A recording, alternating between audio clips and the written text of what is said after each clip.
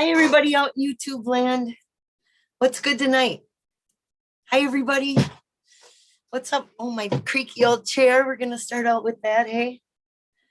I know I started a new link, so I'm going to have to give everybody some time to go find me, and it's going to take me a minute I have to be all clicking stuff when I first launched the Zoom to get it all right, without hearing the echo in the background and the other hoopla. Boom, boom, boom, boom. Okay, got it. There I am. And hi, JK Pioneer. I see you. Okay, Larry. Good evening. Good to see you. INFJ. I enjoy your spirit. Thank you. We got spirit. Yes, we do. We got spirit. How about you? I am the biggest Forest Fan cheerleader. Winston. Hi, Winston. Oh, hi, Atlantic Coast. Good to see you. Wanderer MT. Nice to see ya. Richard Rutherford. I would have to send out a search party if you didn't show up in the chat, Richard. I don't know where I'd send them. Having some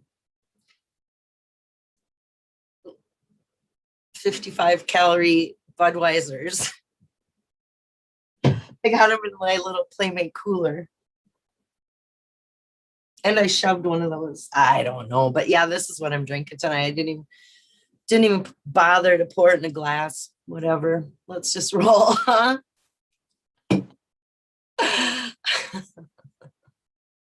Oh, there. Hi, Tom. I see you. I see Tom and Richard and Jeff and Winston and Larry. Where's Hooli? Hooli's probably over. I should pull it up. Okay, I'm going to pull it up on my other computer so I can see properly the chat. Who left the gate open? Because it's about to get wild. What do you mean? It's getting wild. I'm calm tonight.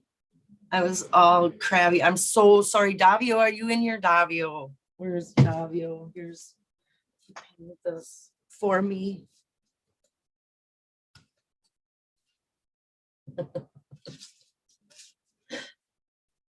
Oh, and I was ripping on Candy's channel, but there it is, you guys.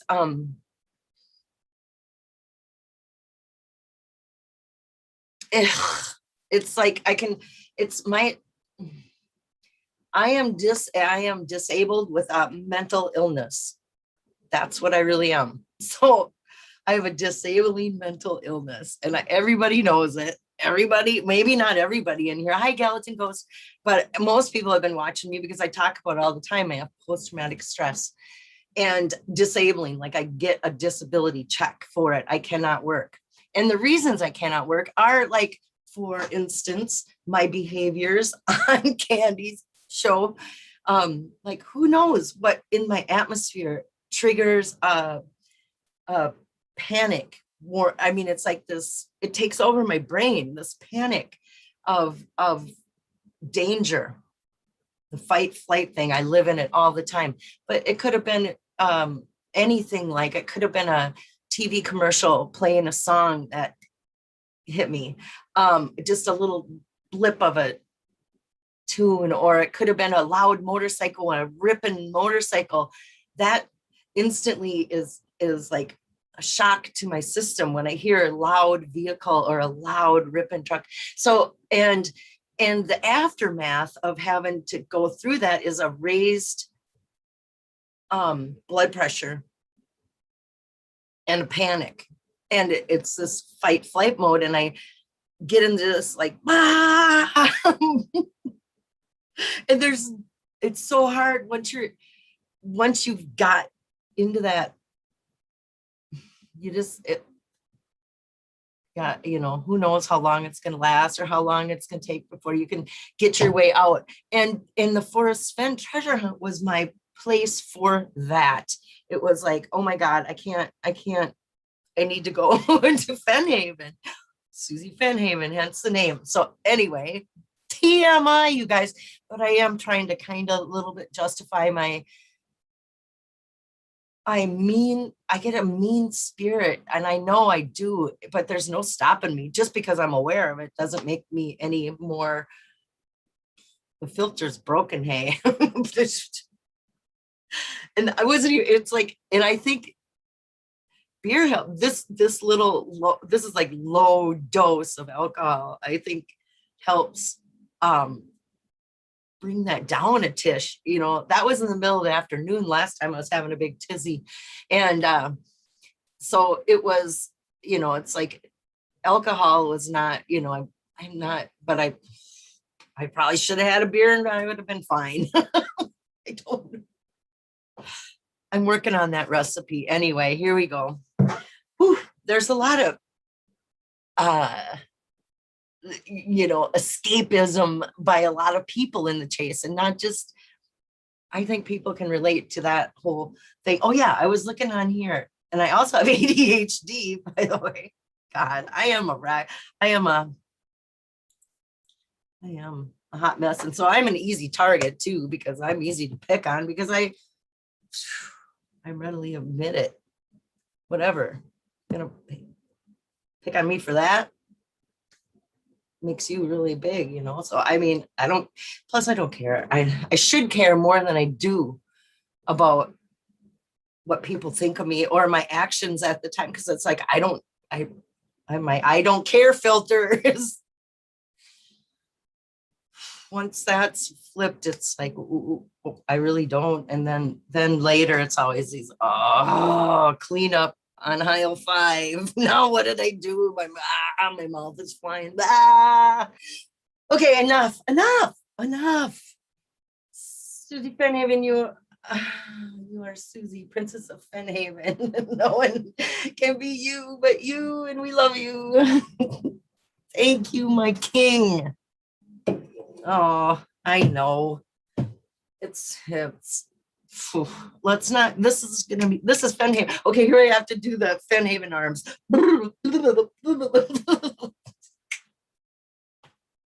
That's my superpower. Like that's the Fennhaven move. Now we're into another dimension. Hey, let's talk about the number 42, since that was like my trigger of poor Davio. I had to be the brunt of my frustrations. Poor guy. I mean, out of all people to lash out on, I mean, it wasn't, and it's not even him. It has nothing to do with him as a person at all. It's about me being frustrated and about this. This is the most frustrating situation we find ourselves in. And the information that gets fed to us is such a, or what gets trickled in, or what we have to come up with ourselves, what. And so it's left, I think a lot of people feel the pain, feel my pain, man. Hi, Sam. There's Huli. Hi, Huli. Hi, Gallatin Ghost. Nice to see you, dear. ES. I think 44 is better, as do I, because page 44 has a stamp mark that has 36 underneath it. 44, 36. That's the first two coordinates for Yellowstone. I love that. Nomadic madman in here. Hi, USA China. Oh yeah, that's Sam. I don't know where to look. It's easier to see it over this way.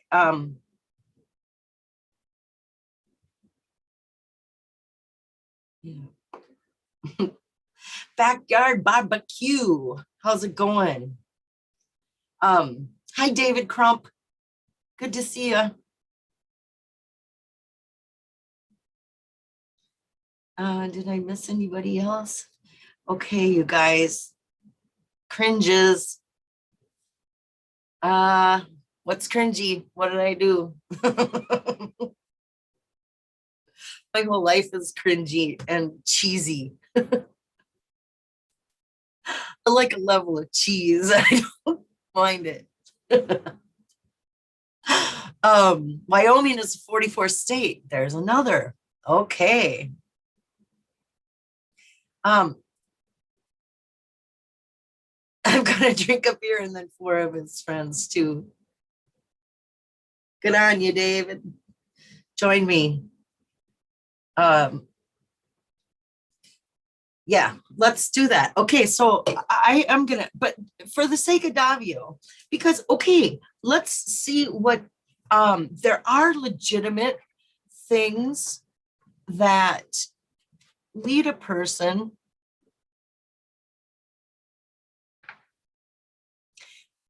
to think about numbering the poem from the bottom up.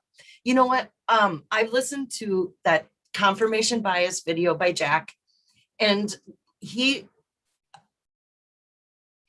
one way to combat confirmation bias is to take an idea and rule it in, rule it out, or or take an idea that you are against, you're like, no, that's not right, and consider it. And so let's do that. So let's see. And on page 41, it's not page 42, but on page 41, Forrest top, and it's in Surviving Myself. And what would be more fitting than the treasure chest and the stories? Surviving myself is Forrest's treasure, is surviving himself is his treasure. The way I look at that title. And in it, he talks about starting at the bottom up and numbering the, okay, let me just read it.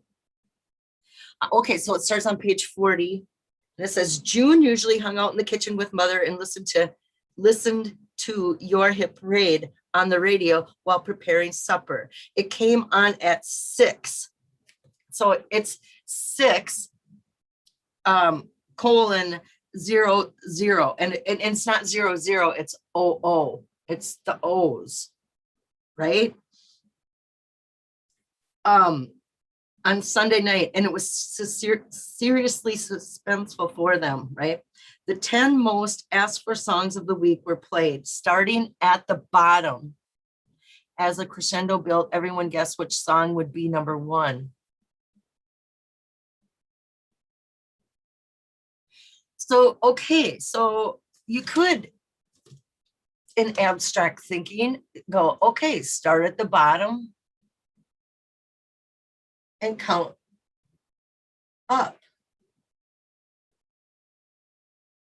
And if you do that,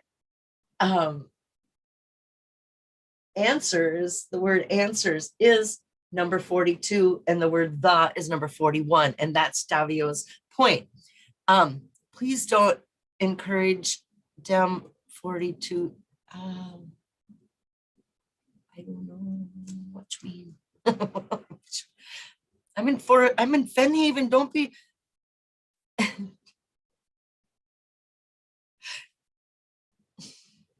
Okay. The way you combat confirmation bias is get yourself out to the most people possible. A good one. Hi, Carrie Galloway.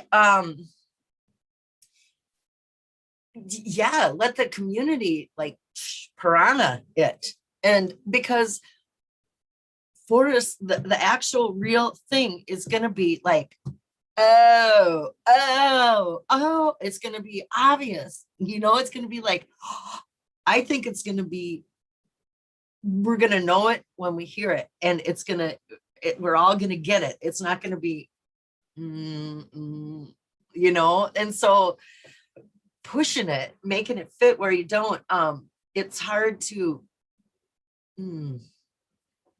But anyway, let's go back to what does everyone have to say? This, hi, MG Inzer. It's getting difficult.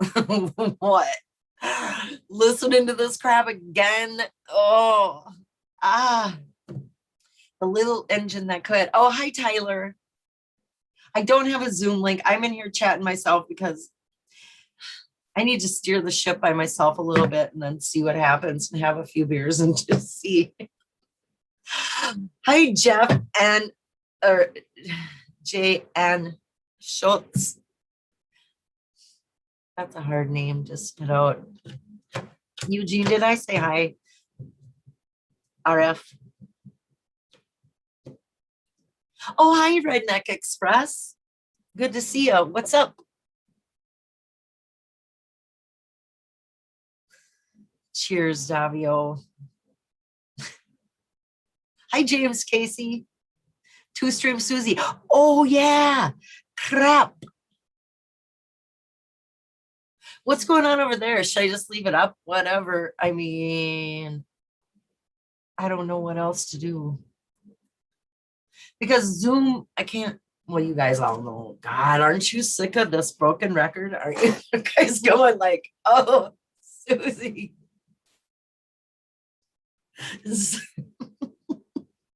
I am. You think we could shake this out?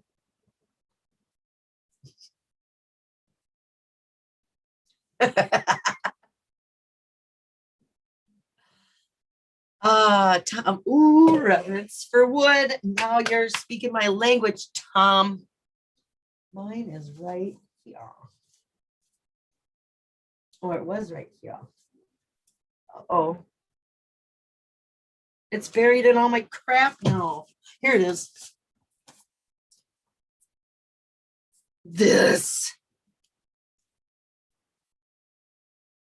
Oh, should I go back and read that email from Jack that said what he said about literature, you guys? Do you remember? I don't even know for sure what he said. So I'm going to go, let's see. I'm going to do it on this computer. I'm going to do it here.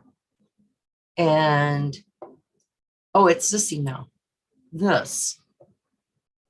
My email is rfhecky@gmail.com.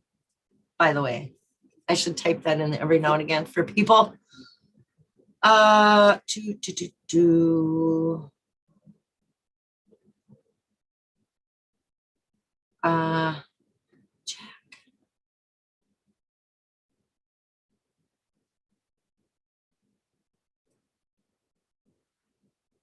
Here it is. Oh no, that's not it. Confirmation bias video.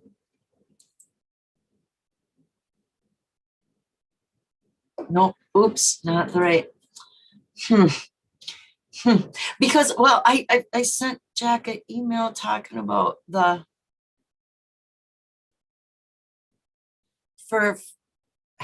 I just need to type his name in there. And then look.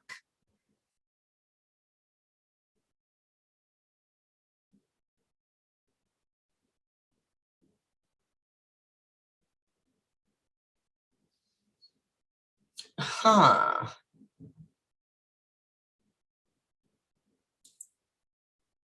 Must be this one. Oh, the gold bug. Okay, here it is. Here it is. Is there anything you can tell me to, I'm asking Jack. Is there anything you can tell me to nudge me in the right direction? For instance, during your video, I'm talking about the confirmation bias video, right? I said, okay, for instance, during your video, you said Forrest wasn't interested in other treasure hunting books or solving ciphers, but was interested in pirates. And this is this is the video he put out in 2018 or 2019. So it was pre-find, it was pre-Jack Stoof, it was pre the finder, right? And so that's what he was supposed to be on A Gypsy's Kiss to talk about. But anyway, so He's interested in he's not interested in treasure hunting books or solving ciphers, but is interested in pirates. This makes me believe that The Gold Bug is the book you may be referring to,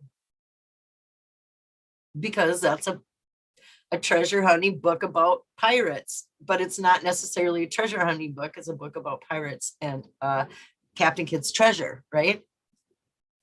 So I flat out said, can you tell me if Edgar Allan Poe's book helped you figure out Forrest's poem? And he said, Susie, I'm not aware of any deep interest he had in pirates. I was just saying that was a point of reference. I don't think any specific literature helped me figure out his poem. That's it. So it kind of breaks my heart about this. And $17 a square inch. What does he say? Any specific literature? He didn't say any specific book. So my theory on that is, let me go back to, so I can see all y'all. There. Posted the link. Oh, thank you, Huli. Thank you. Best. Oh, wow, I can't. The chat is flying. 67 people. Hey, everybody. So, okay. So, no, okay. So, what was I saying about that? So, no literature, specific literature helped him. But what about the title $17 a square inch? He didn't rule out books or a title of a book. That still could be the title to the gold, because that's the book that Forrest gave Jack when he met him. So did he give him that book at the lawyer's office then? Did we all think about that one yet? Susie never read any of those books. You haven't? King Cashmere or Jack? You know, just because Jack and his school, and he used to be a writer, right? And so I am positive that these are in his, memory bank. I'm sure Hemingway is in his list of books he had to read in his life previous to going to med school. He went to, didn't he go to Georgetown or to be a writer? I don't know, but you got to know a lot of writing. I don't know what that means to go to school to be a writer, but what it makes me think of is you got to learn the English language and structures of, different sorts of publications, including books and articles. And, there's rules to all that crap, right? Although not Forrest's book, but the more you knew about the rules of real, not treasure hunting books and the structure of the English language, being a writer, knowing that stuff has to have pushed him in the, had to be something. Oh, I'm just looking at, this is the King's arrow. So when you saw that mark on a tree, the King's broad arrow, that the king was claiming that tree as his tree. Like the king owns this tree to cut down. This is our wood now, or this King's wood, or King. That's, hey, King Casher, Jim King. Did you know this is your? This is how you go around and mark what trees are yours. But Woolley cleverly Page 99, our favorite page to, oh, look, my book just automatically just opens to this page. The little mark over the JF, you know what I'm saying, that kinda resembles that. Kinda. It's a little, oh, but it is very Forrest Fenn to stick a little nod into his, for his friend, that he will never see it, but just to make himself, you know, just as like, I don't know about it.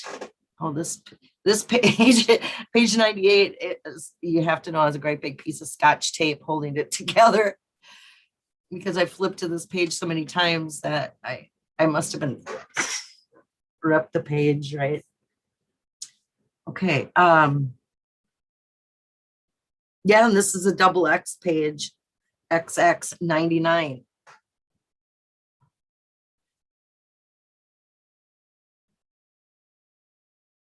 Geez, all that has to, it, does it have to really mean something? Does everything have to mean anything? That's the, not everything can mean something. Or does it? Dang you, Forrest, already. Hi, Mark Williams. Hi, April. Go back and show that 99 version of that page. It looks the same, but it went too fast. Okay. Okay. I'm gonna hold it sideways too.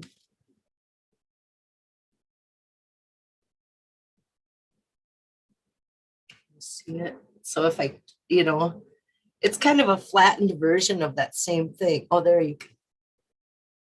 Better focus.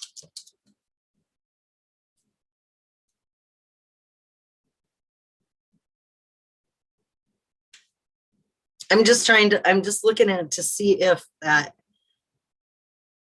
J could be translated as anything else other than a J. Could be a hook. Here's your hook, F. If there was a period after that F, that would have everybody squawking, right? I see my name. What is the writing on 99 above the map? A canopy of stars. Again, my humble opinion.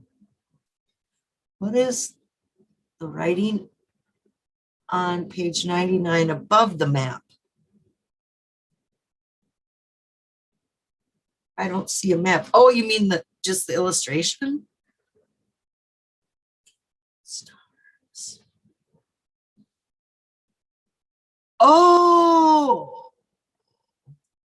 Oh, because in the, okay, because this is, you know, my War for Me chapter, and it has its own paragraph. It's, he left it this one as one paragraph, right? Yep. My personal contribution to the Vietnam War was of dubious distinction, and I had been shot down once in the south of that country and once again in Laos. My reward for all that was about $1,000 a month in pay, a silver star, 3 distinguished flying crosses, a bronze star, 16 air medals, and a Purple Heart.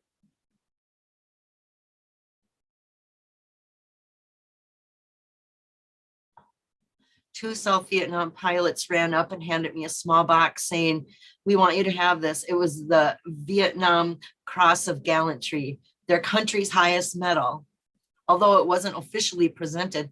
What do you mean? That seems pretty, that's official enough. I still value it and the appreciation that came with it. Never mind how important those things were to me at the time.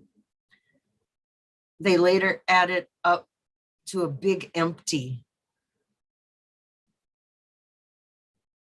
Was there nothing better to show for that year away from my family and risking my life every day?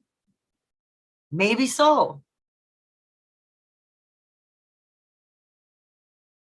And his plane is like flying up into the maybe so.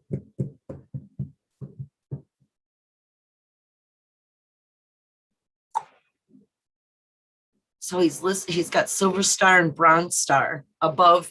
That's all right. What I just read to you guys is this. And it's right here's bronze star, silver star, So is this the canopy of stars you were talking about?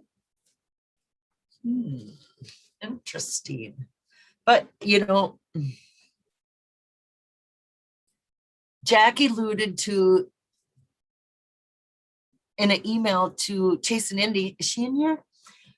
She sent it to me though. I bet I could find it. That Jack had pretty much said like the only chapter that didn't have any clue because it didn't have any changes compared to when he first published the story. And I think that is another, okay, I got a theory about the War for Me chapter. This one has, this one, when he talks about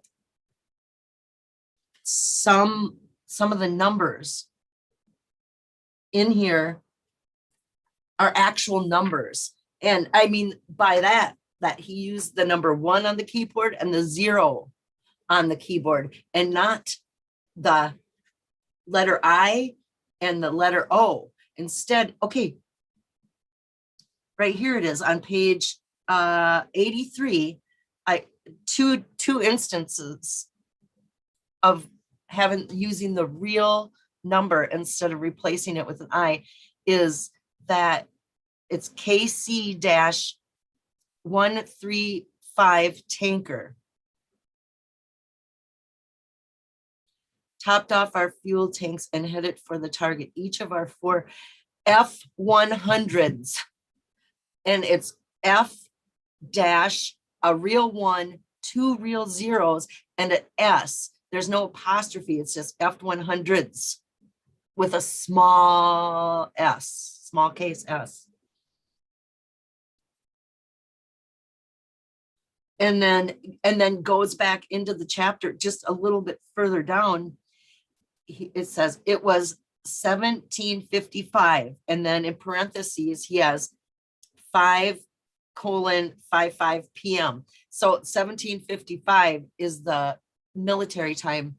But there he used an I instead of a 1 in that number.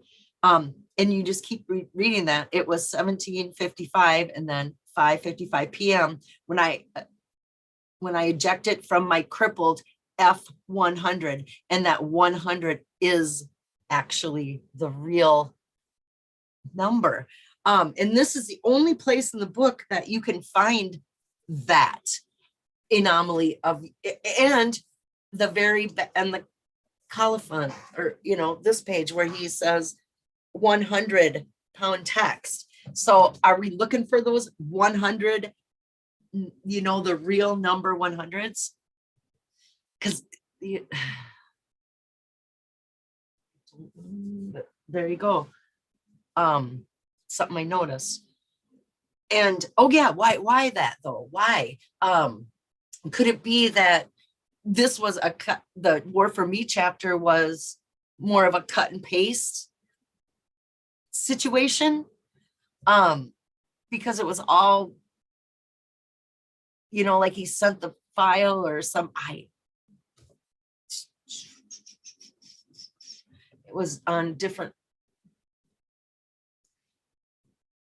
but at the publisher level, then because of all that is a huge anomaly in my eyes in this book, using the 1 and O, or the capital I and O, a typewriter thing, throwback. I consider that anomaly. And in order for that to happen, I think the the book after it was all typeset and all ready. They had to do a, find and replace, like do a find the number one and replace it with an I. And then, or, to get them all to change like that. Hi, F-U a-hole. How you doing tonight?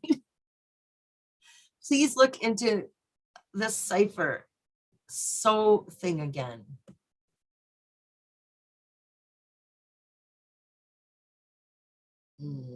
Not sure what you're talking about, asshole. Let me go back here. Yeah, I've been blabbing and not looking at the chase. I'm sorry, you guys. I have allergies and too, so excuse me. The family, okay, Gabriel says the family has an estate hearing on the 22nd, and it will be helpful to see if anyone gets scheduled. Hi, Two Trips.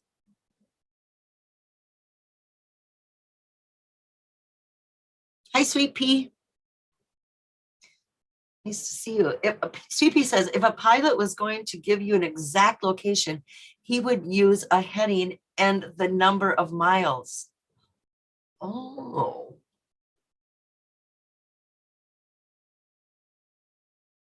I like that. Because that little, but south, we would be looking for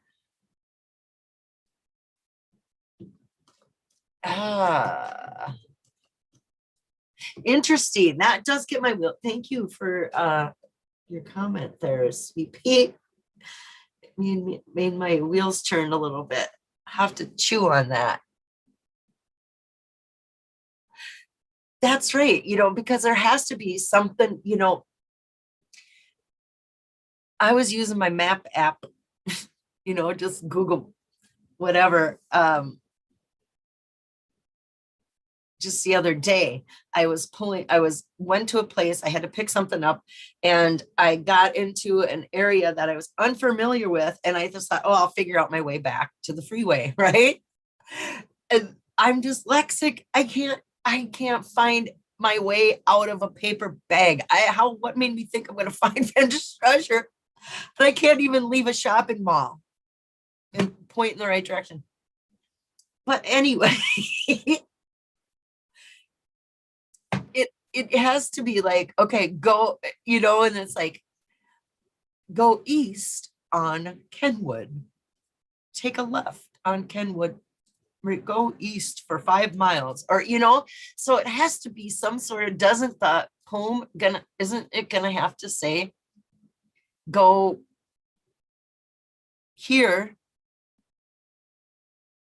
and then from there you go here? It has to be the same way as using that lady that bosses you around, tells you where to turn. Redirecting. Usually she's going redirecting.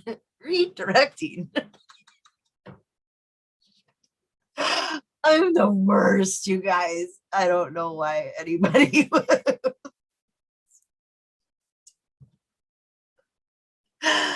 We'll always have Paris, Jack.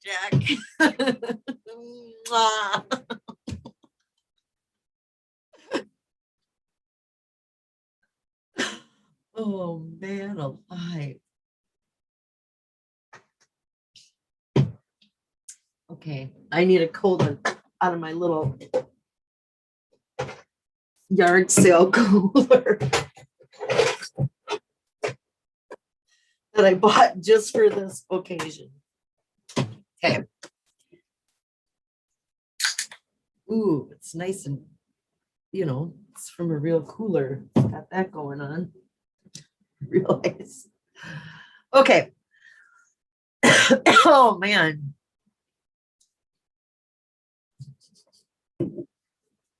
I wonder what all the New Mexico searchers are up to.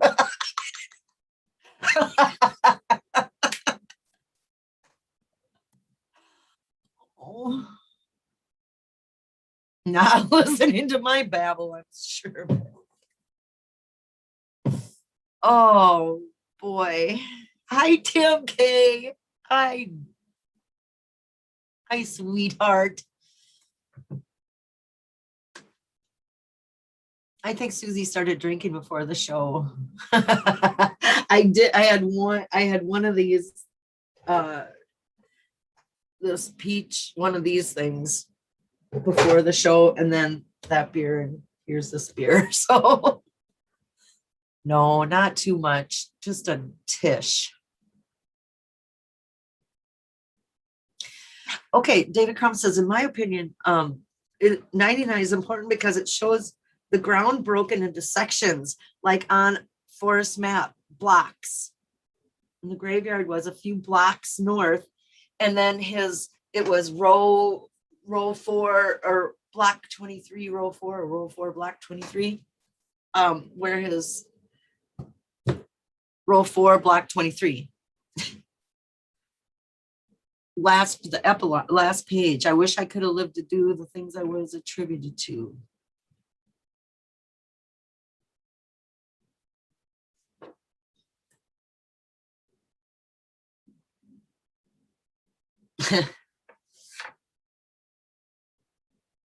Man, I hope this is not the end of this, because what there needs to be a place, a Forest Finn place that we need to go, and it needs to have a headstone that says this. I wish I, has that. It needs to have that.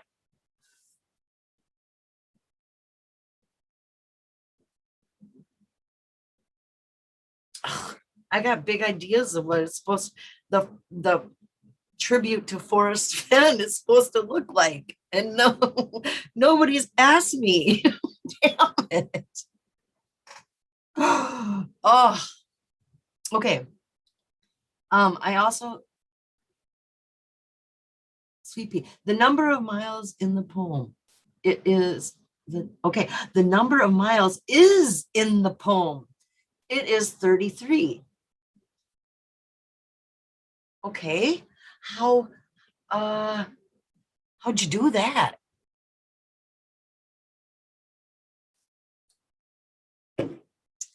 Jan had asked, how do you find that in a cipher? So, oh, inside the cover. Oh, yeah, yeah, yeah, yeah, yeah, yeah, yeah. Yeah. Okay. And then what did you say? And what credibility do you give it? Well, I'm the one that found it.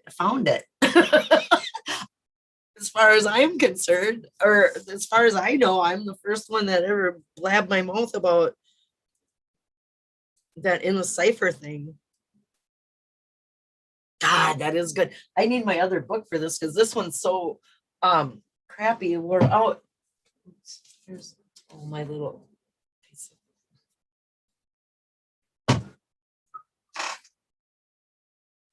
of this.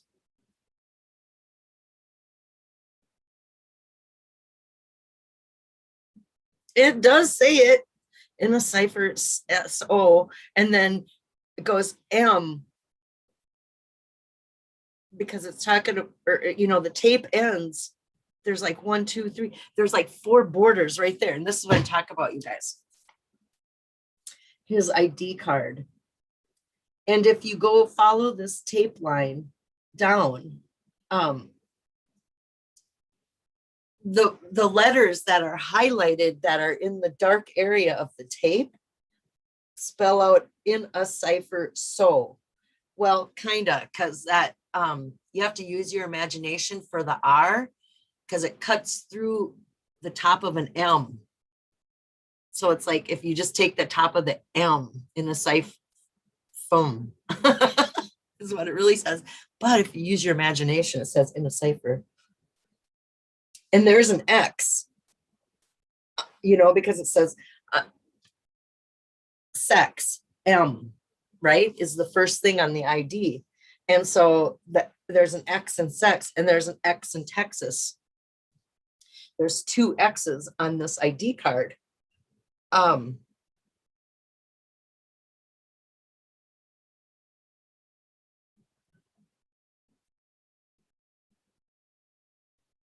And this is the purple where all those lines cross.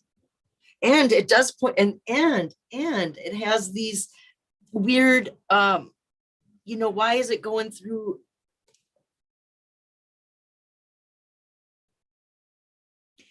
And here, did you guys remember this one? I haven't talked about this in a long, long time. On the tail, can you see that, or is it too not? No. Well, right here, if you could see this, it says it's the tail numbers. It says 63848, right? And then here, where it lists off, you know, all the blah blah about what's going on with the plane, right? It says 563848. Why? Where's the 5? Why is there extra 5? Why is there an extra 5 on there that's not really on the tail? First fan? Nominally, and you know, and then the epilogue 2 has the lighting candles at both ends, and it's like that appears, you know, on at both ends.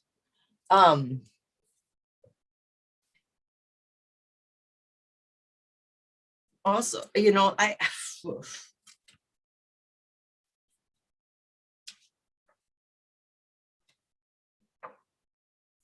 and if you light a candle at this end, you know, it shines through a blank page, so you can actually see through.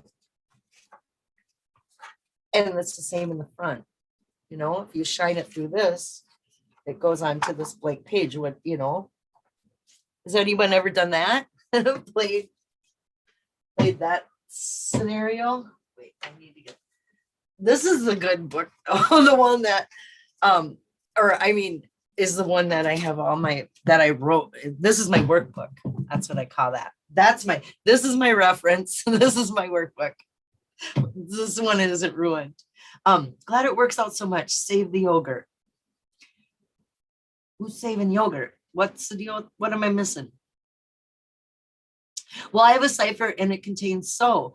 Oh, I see. That's okay. Okay. I like that. You know, we're in brainstorming mode and there's no wrong answers. Except for when I'm in a bad mood. There's no right answer. Oh.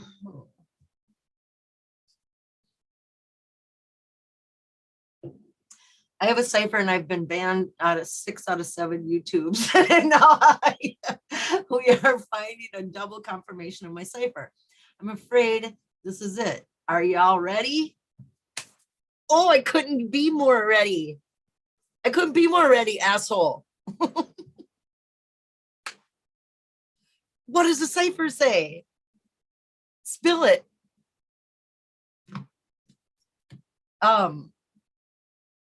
Unless it says something. What does it say? Why are you being banned for what it says? Send help, K-Pro. Gallatin. What's the matter, Gallatin? Can you not stand it?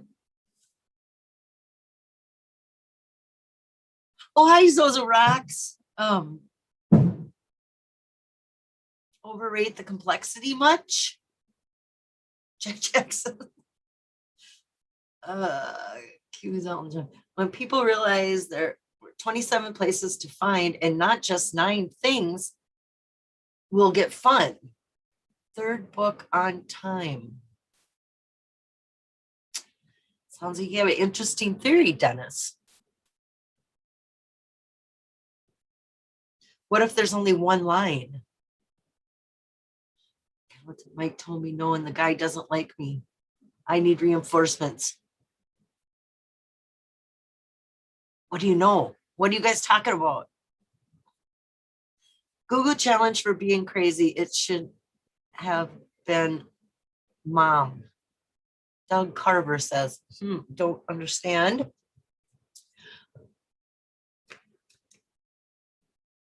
I'm really good at reading between the lines.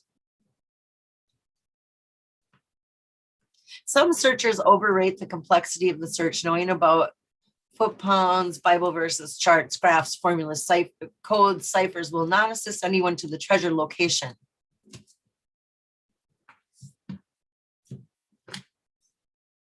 Those words came from our own Forrest Fenn. But it's still fun to hear about it. I still want to know about it. You know, what'd you find? Because, you know,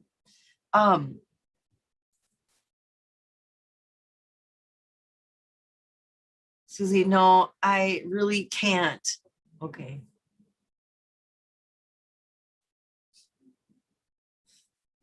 Ashley and Ben tomorrow evening. Yeah. Those guys are great because he went to school to be archaeologists, and that's really interesting. And Jack took the river at Wood Landing. He put in where he should have been getting out, just like the early 200-foot searcher when he should have been getting out. Oh, are you saying, well, he was looking for it? It took that. That's what you think? Okay. No ciphers. Well, sort of.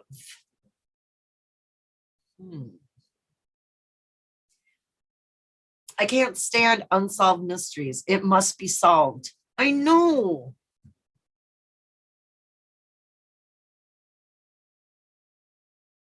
It's human nature to the wonder is that's built in.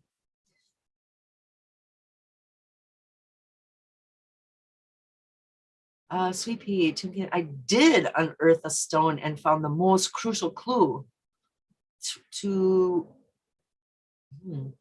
what? Two Trip says, David Crump. So then who could be the person behind the curtain? Yeah, there's people behind the curtain. And I think I don't like it that people are ripping on Cynthia about, you know, she's got this, if anyone, if at this juncture, if I had to put money on it, if I had to say, call it, I'm going to say Cynthia found the chest. And everyone would be mad about it. So it had to play out this way.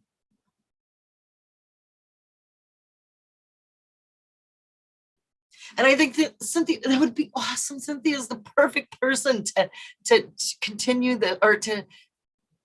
I don't think she would just let it. I think Cynthia's got a lot more up her sleeves. She was tight with Forrest, and her were, she even got to see him during the COVID. And that whole tight cast of characters, I have a lot of respect for all those guys, all that little pack of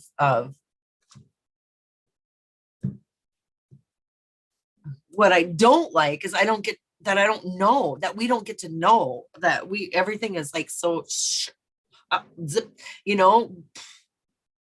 And if we had at least a time frame or this is what's going to happen next, but we don't even have that. So it's this easy to take frustrations out on those that for sure know something more than we do, than I do, just by what's happening, you know. But yeah, Cynthia Meacham, she's a huge part of this story, and I think she's a great part of this story, and so is Dale. And they're just playing their parts, you guys. Just hang on. That's the real king and queen of the chase, really. The closest to Forrest, and then K-Pro.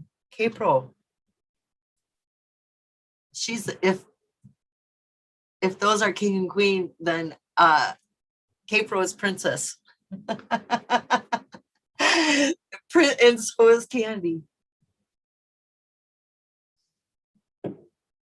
I never went to his house, Jack Jack. Me neither. That makes me sad. Can't think about it because that does really, really make me sad. Winter is coming. Before you know it, it'll be next year. Isn't that the truth? I believe several, Huli says, I believe several will do most anything to find answers. If they find out, I don't think they will be able to keep quiet, or I hope not. Mm-hmm. The doodle F gave her showed she had the treasure the whole time in her back pocket. It was, yes.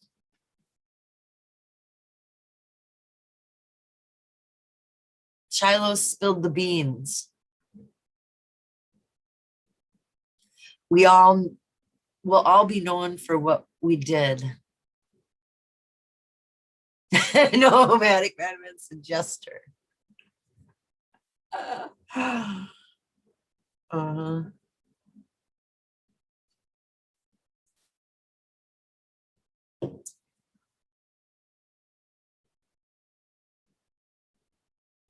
There has to be more than one. There's several jesters in this court.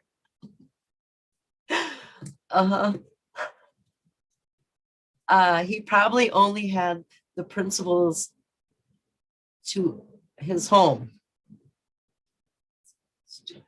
I don't know what that means. Huli, until the video F filmed with his attorney is released, no one will believe any solve at all. Oh, I hope there is something. Well, we know K-Pro has footage of Forrest, you know, some of the last interviews, or I don't know if last interviews, but, you know, documentary footage of stuff that we haven't seen yet. So there are still words to come. Me neither, says King. I stood outside the open gate, but I chickened out. That would be me too. Or he'd open up it, and I'd start crying, and I'd be like, where's wind? Just be ridiculous. Be a puddle, snot bubble, blow it, right? You know, oh.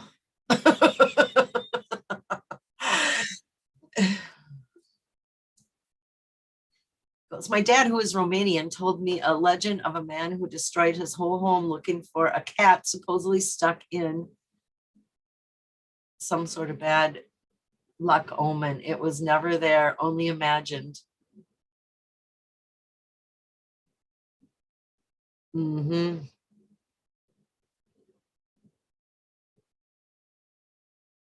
With proof, Willie says. It'll be known for sure what we did. Oh, yeah, I said that. Okay, what? I only need one to crack. With proof. Yeah, Willie. David, who you had about a film of Forrest and an attorney?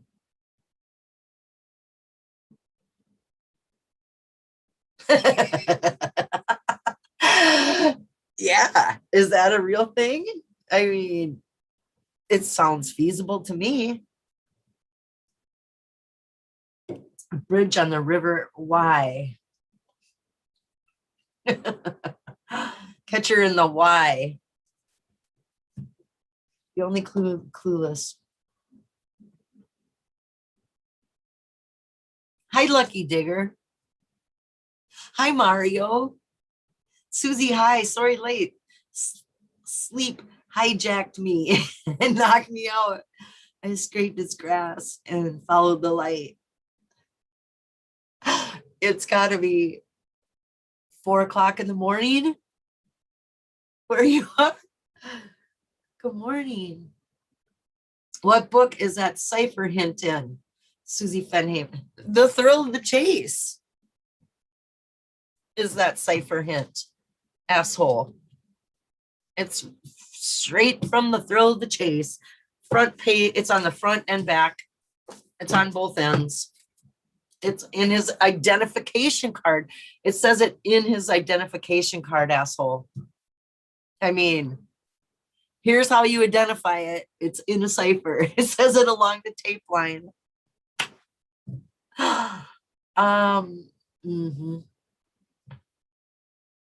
Tim, misery loves company.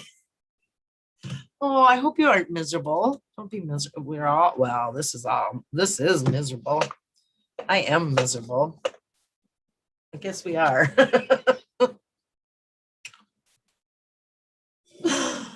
David Crumb, what has happened? Or it's what's happened. He'd not leave his principal or pinnacle life's project in this state of disarray one moment longer than required. I bet the video opens something like greetings from beyond. Oh, you know, he just loved that kind of stuff. And oh, I hope oh, I love that.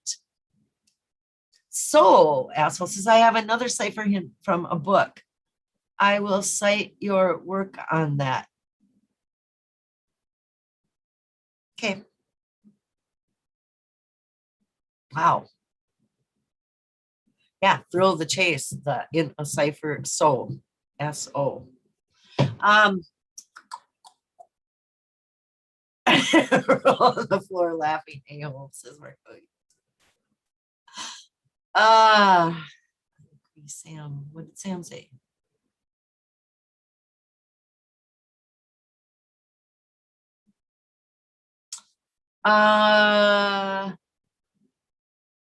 Shiloh is a Beatles fan. Me too. Shiloh is adorable. I don't think Cynthia knows or is closer than anyone else. I think she is just chronicling the chase as she has and does see it. I don't believe Forrest gave her extra help to anyone in any way. Too wily for it. Not me. She was answering his emails. She was in the thick of it.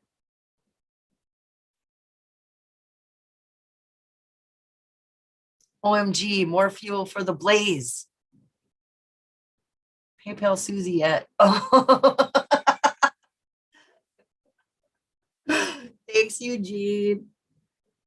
Worm Springs Mountain Mine, says Doug Carver. Where's that? I like it. Bromine. That's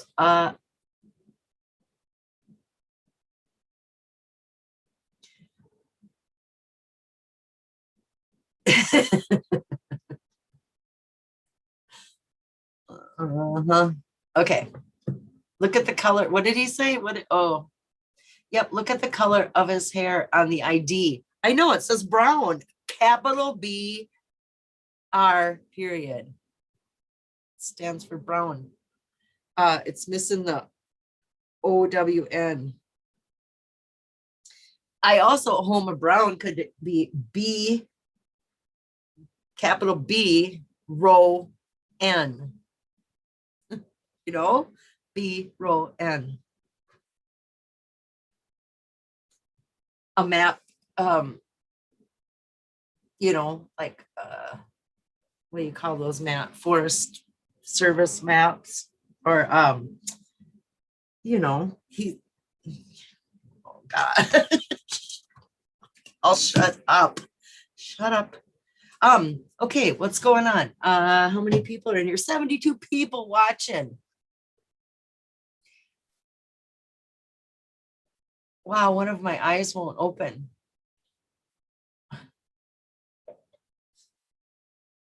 Du Bois? He did not have brown hair. No, he didn't, Nomadic Man. He lied about that. He's blonder than blonde could be in every one of these pictures. Even on that ID with that little kid picture. Well, it's got so much other stuff going on in it, but you can still tell he's a blonde. Both his girls are blonde. And his wife had dark hair and always did have dark hair, and you can tell it's dark hair. Unless she dyed her blonde hair dark. Possible, but you know, you look at their wedding picture. Well, he's got, you can't really tell in these old black and white photos when he's got it all slicked back with the dippity doo or whatever. I don't know. Cues, smoke 2 joints before I smoke 2 joints. Cody Museum, 702 adds up to 9. Coincidence. Or is it? Where's the little engine that could? Tyler, are you still in here? Did you know that? He had brown hair when he looked like DB Cooper. Hey, where is it? Q Allen K. He come in on his parachute. Umbilical. Hey, bro, I heard Dale was there around that time as well. Where? Strange things are afoot at the Circle K. Sounds like a Dolly Parton song. Lying about who he was on government documents, just like G.T. Brown or D.B. Cooper. Yeah, his childhood home address transposed to forest section on the map. Huh. Nothing is at a seat. Don't pay any bets. So I hear. Oh yeah. Ooh, I like that one too. And he said, there's more you'll see.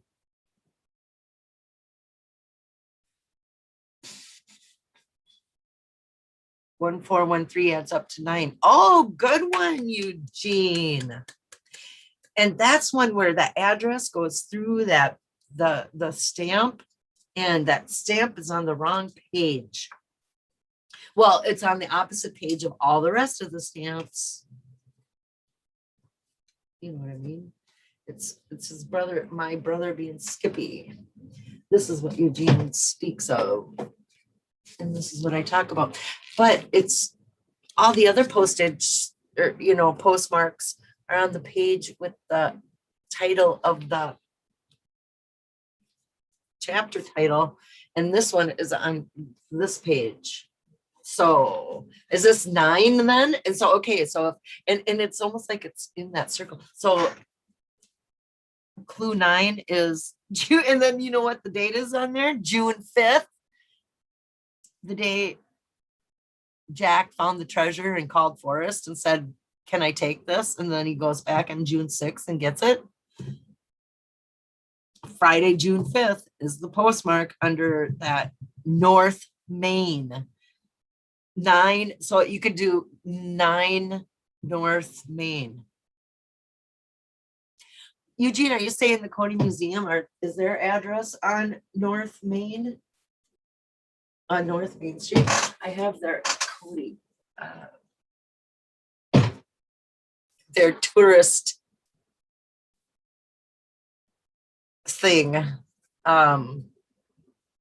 Oh, but it's just like, oh, it includes like everything, not just the Cody Museum. But you would think it would have the address. The center of the West right here.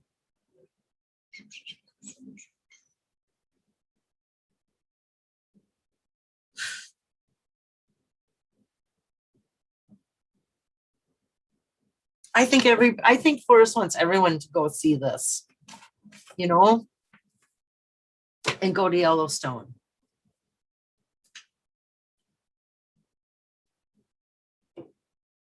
Gallatin, maybe I just accidentally blurted it out on live. Then say sorry and oops. Yeah. Whatever it is, spill it. You want the link, K-Pro? And does anyone want to come on with me? Let's see. I think I can arrange finding the. I still have 3 beers and that peach thing left. So might as well see if anyone wants to chat. Paste. Join me. You don't have to be on camera if you don't want. But again, I would love to see somebody. He would kill me, but well, he will forgive me. What are you going to blurt? Click the link, K-Pro. Click.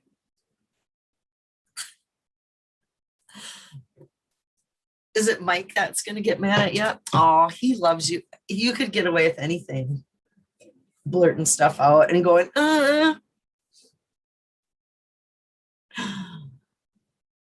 Oh, I better pay attention because I have to let people or somebody in the room, if they want to come in, I have to say, come in. You have to knock. No, actually, all you have to click that link. That's it. And then decide if you want to start the camera. You have to start your audio too, but I mean, like standing up in an AA meeting. Is that how you do it? Yep. Hit me. Hi, on and on. Nice to see you. Click the link. Holy, click the link. Oh no, I need the moderator. Or who's in here? I don't even know. Richard, I am in my tomorrow today. It feels weird.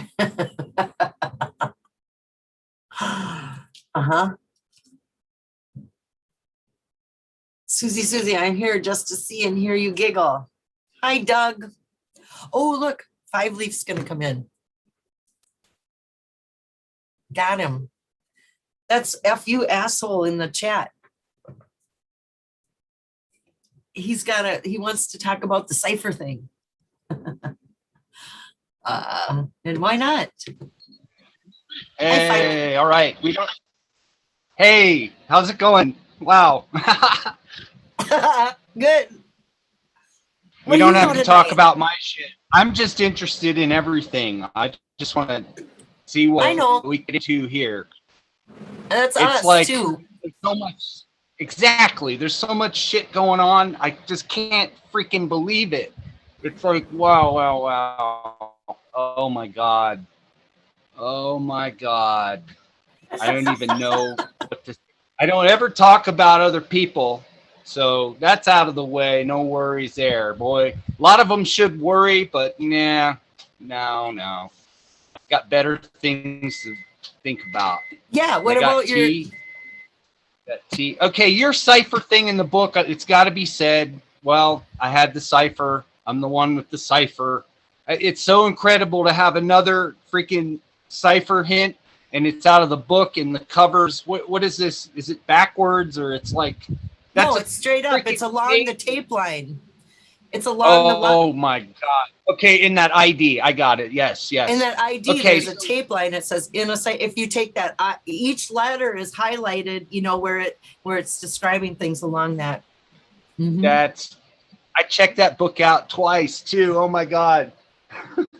Never saw it. Never really thought about it. I even had the cipher both times when I checked it out. I had it 5 years ago. Well, anyway, so the cipher, when it decrypts the word gasoline out of the poem in Mensa, it has the word so in gasoline.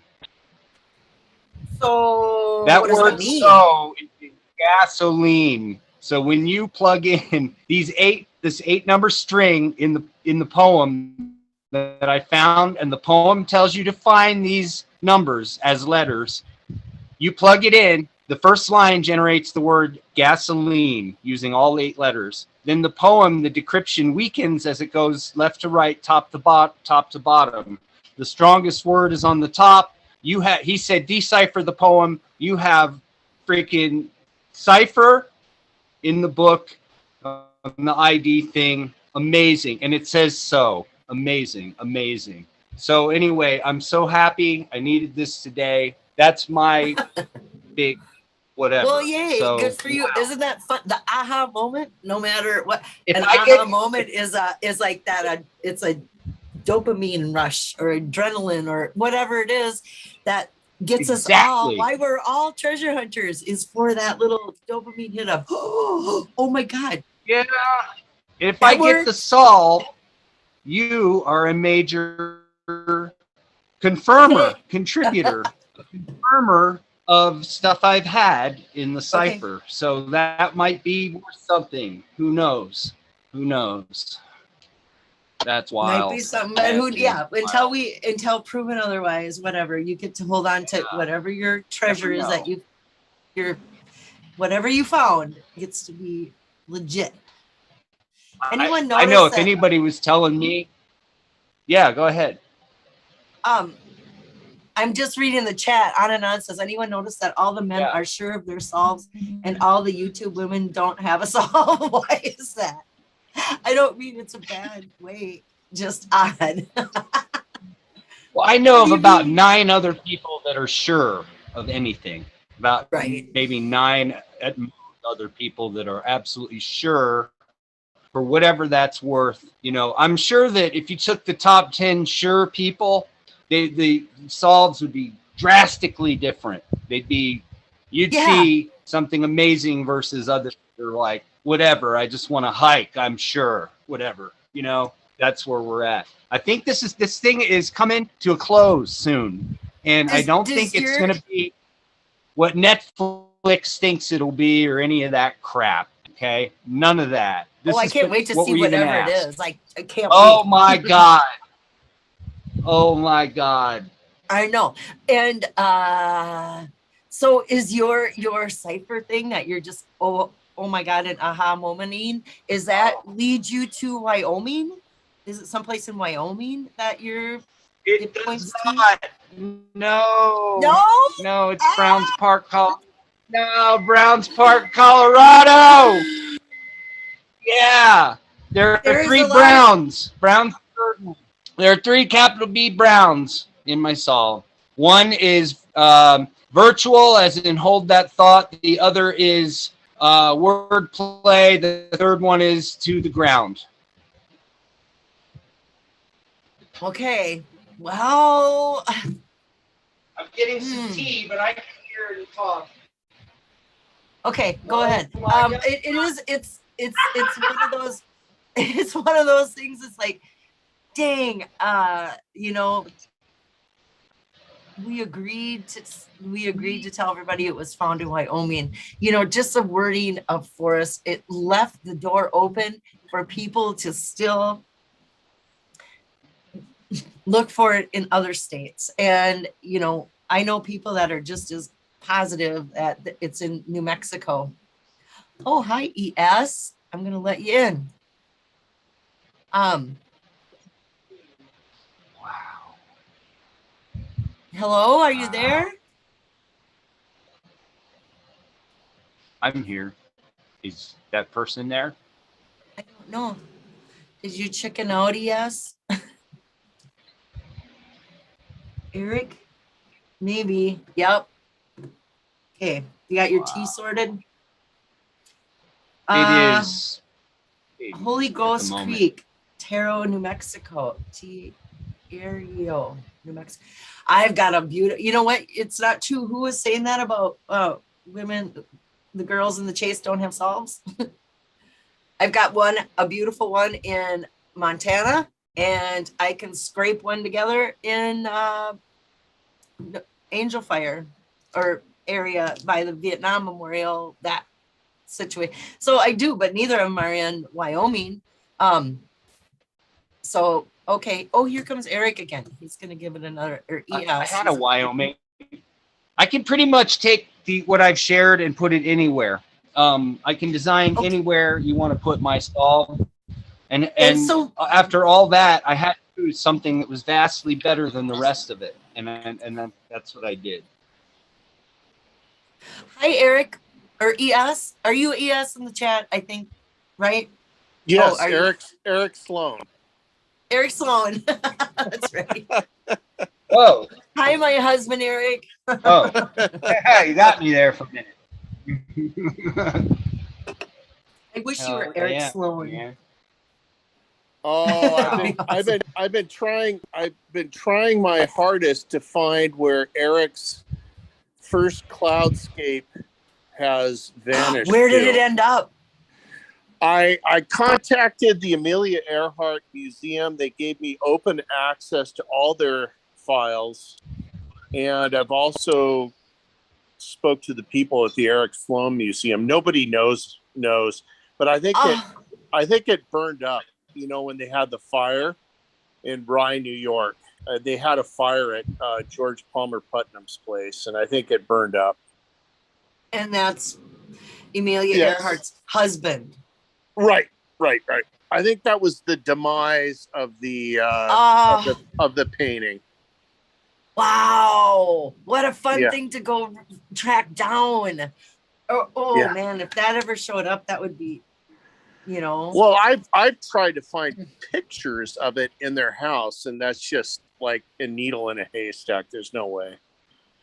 right. But I wanted to point out some 99 coincidences. Okay. The year that the Rosetta Stone was found, 1799. Okay. The year that George Washington died was 1799. Okay. George Washington is important. The year that Captain Kidd was sent to jail was 1699. Wow. Right. And those are pretty big coincidences. George Washington. Now, what page was that one postmark on?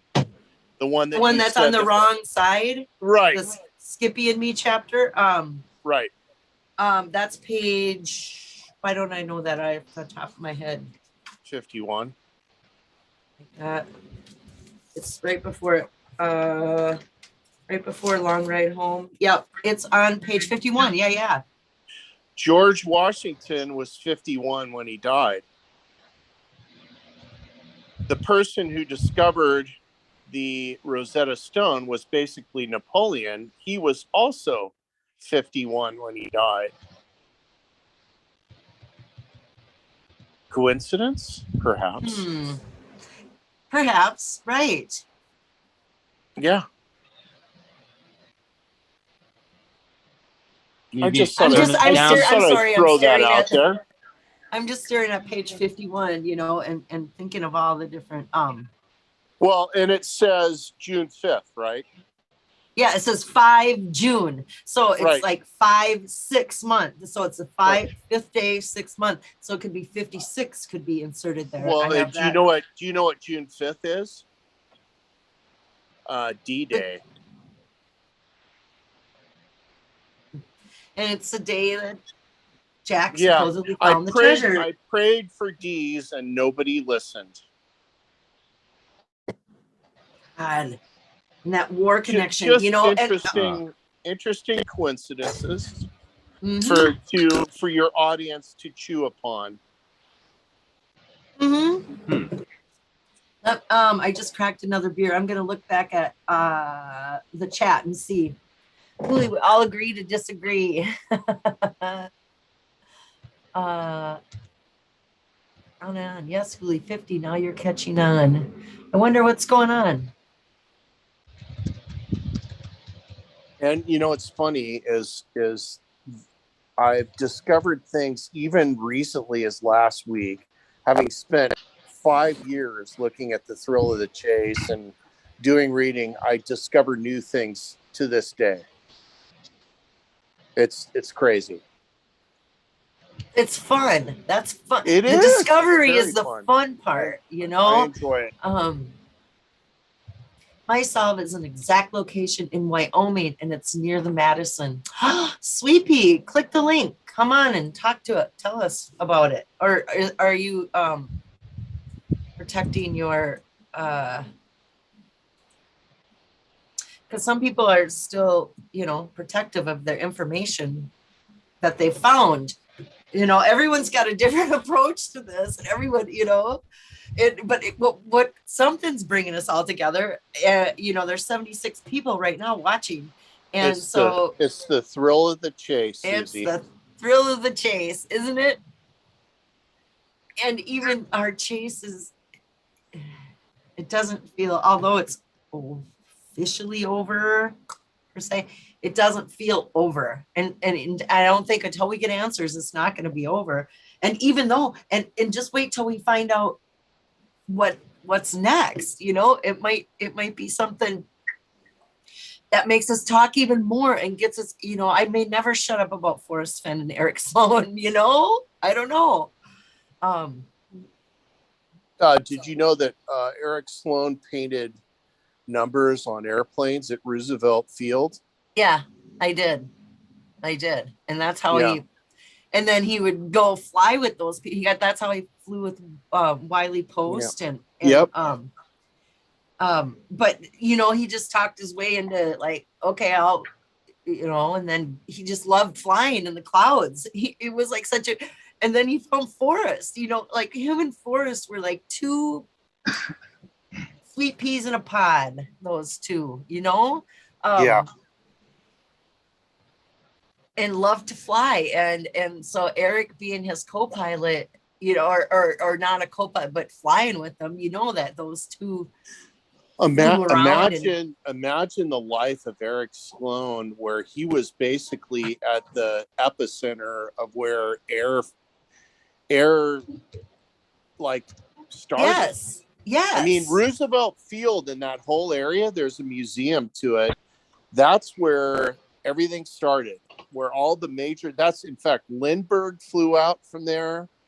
All of those people.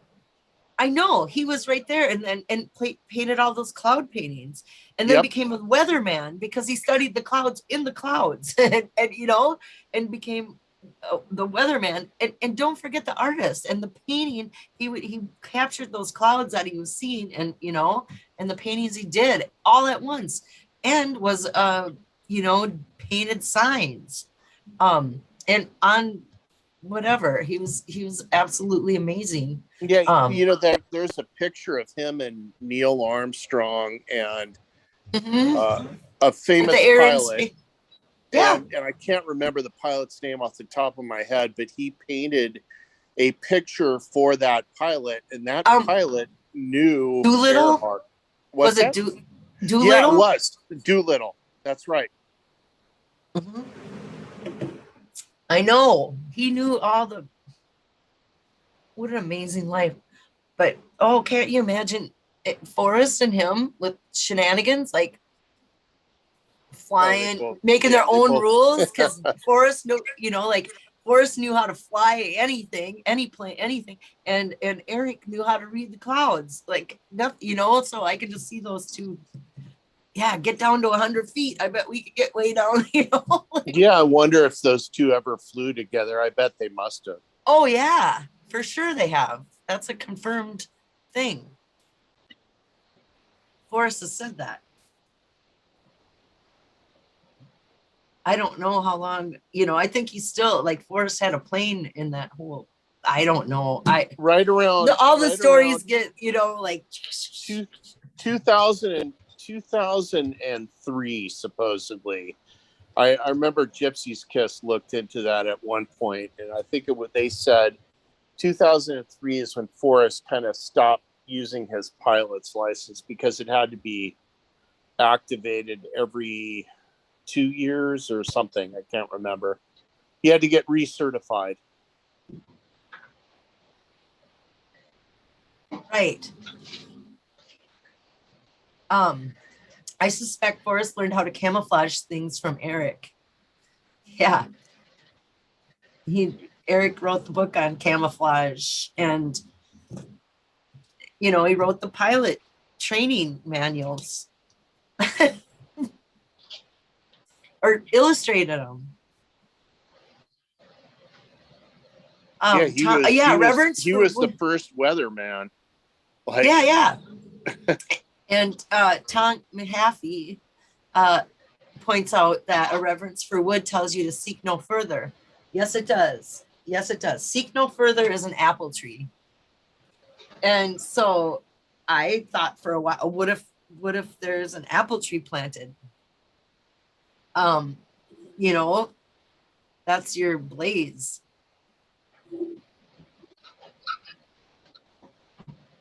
I don't know. Okay, what else do we say? Du Bois, Wyoming Airport, Dunker, the same place, warm Springs Mountain and Mountain Peak. Right? I wouldn't be surprised if an airport wasn't, you know, I mean, if an airport showed up as one of the landmarks somewhere, or as a starting point, or as a, you know, something in the poem, it wouldn't shock me. I use the airport in Angel Fire, the end of the runway type situation, to follow Found America Creek.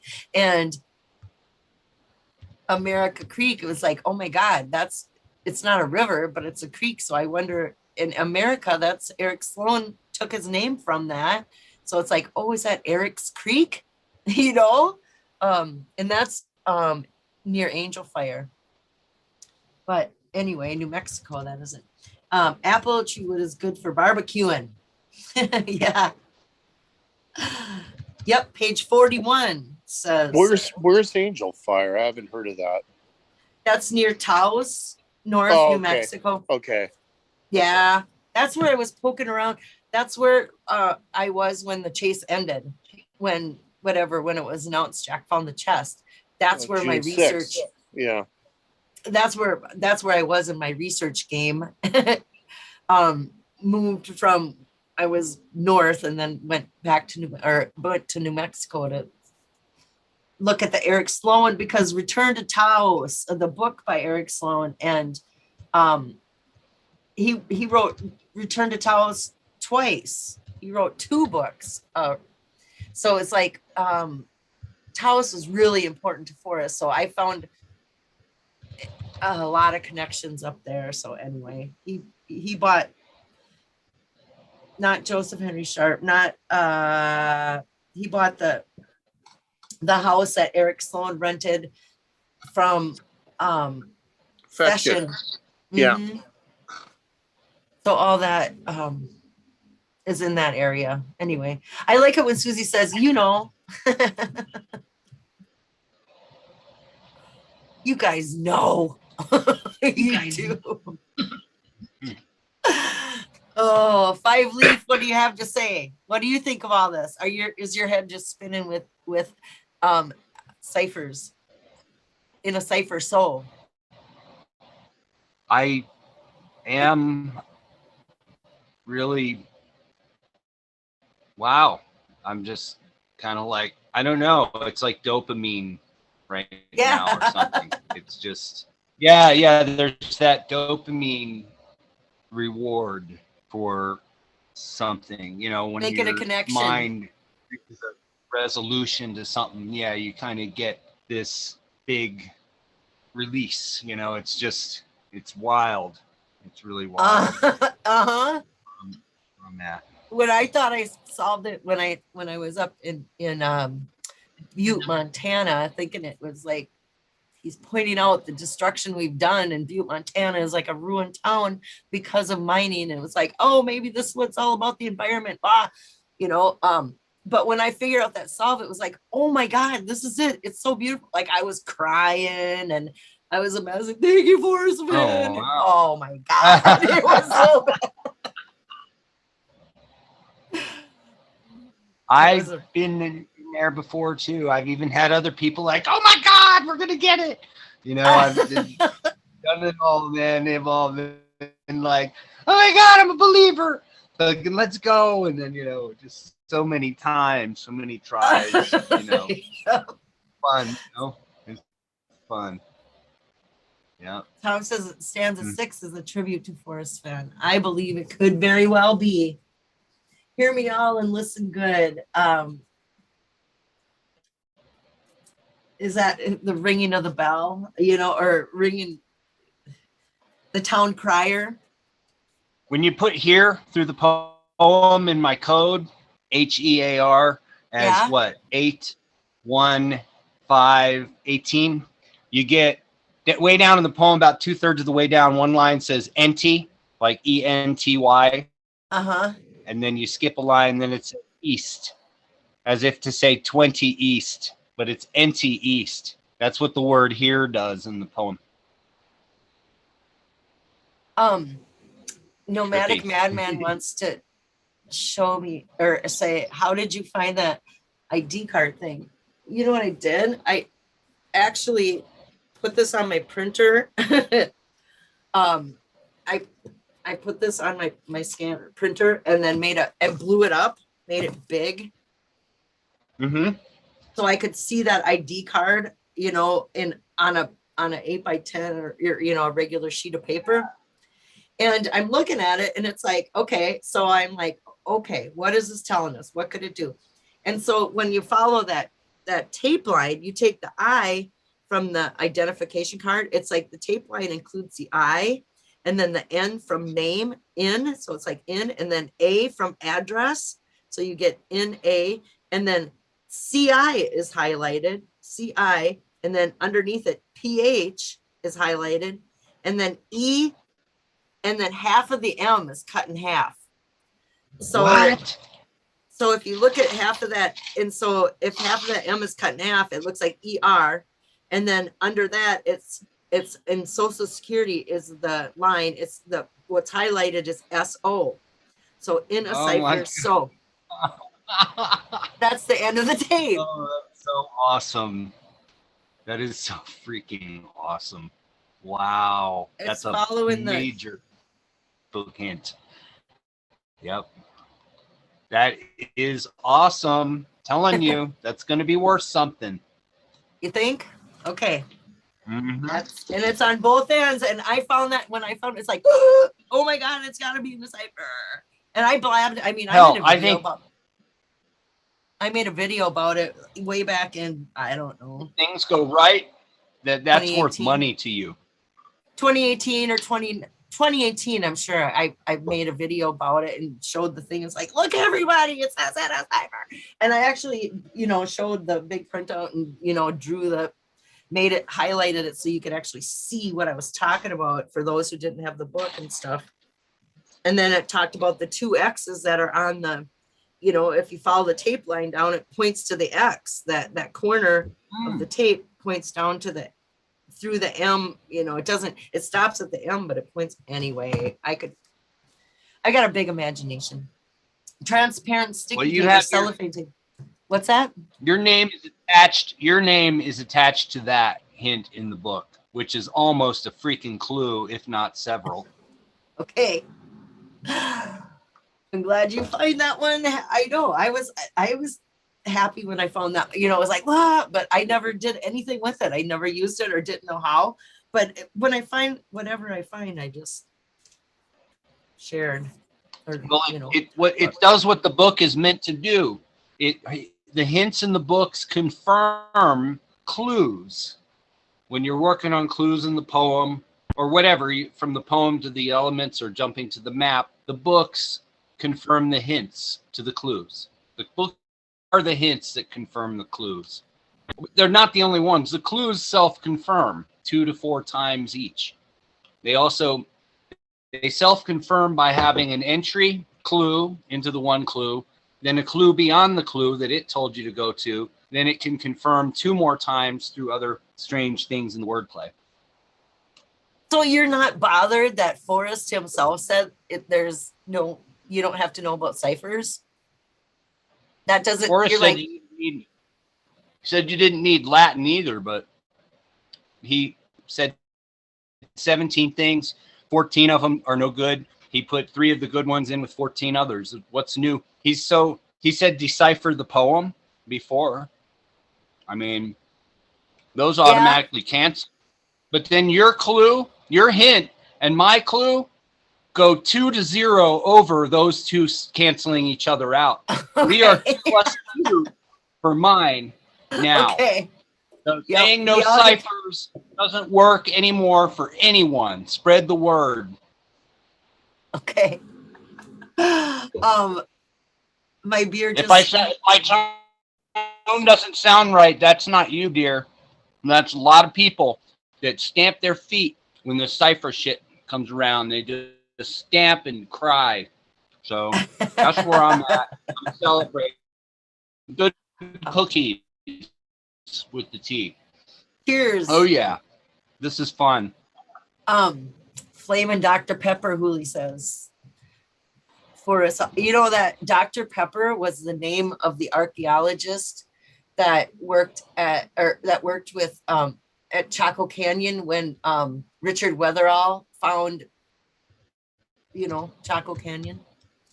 But anyway, Dr. Pepper was the name of the archaeologist that came from back east to help excavate the ruins. Anyway, side note, thank you, Forrest Fenn. I know that because of you, that Dr. Pepper really was a real archaeologist. And I don't know if that Dr. Pepper that he always talked about was a hint to archaeology, or was it just that he liked Dr. Pepper? I don't know.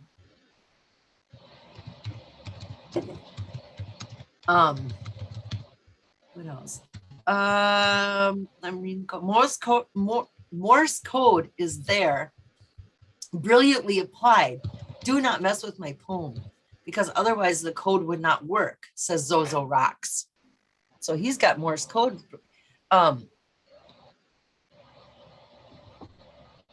There are tons of ones and zeros that are highlighted throughout this book that, and Forrest said, once you find one hint,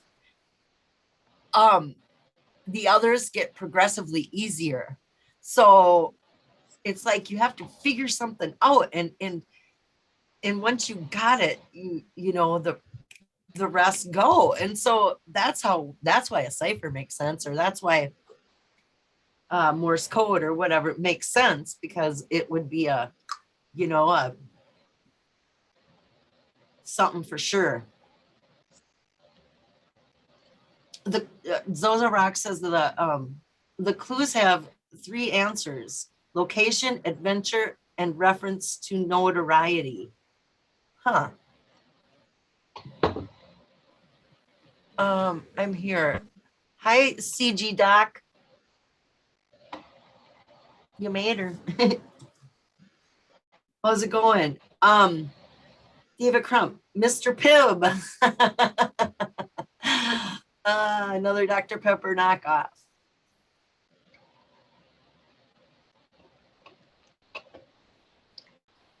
And Zozo Rock says, I found the poem to include no other ciphers or codes, just Morse code. David Na says, bears don't seem to like the sound of clashing metal. I don't want to find out what sounds bears like or don't like.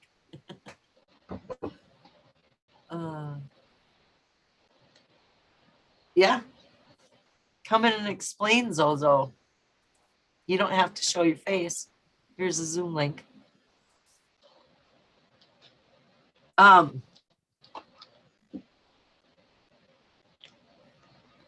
David Crump, quit drinking. Somebody getting out of hand? David, are you getting out of hand? Star Spider has a good video about halting and the color red. Oh, I like the way that he thinks too. He dives deep, and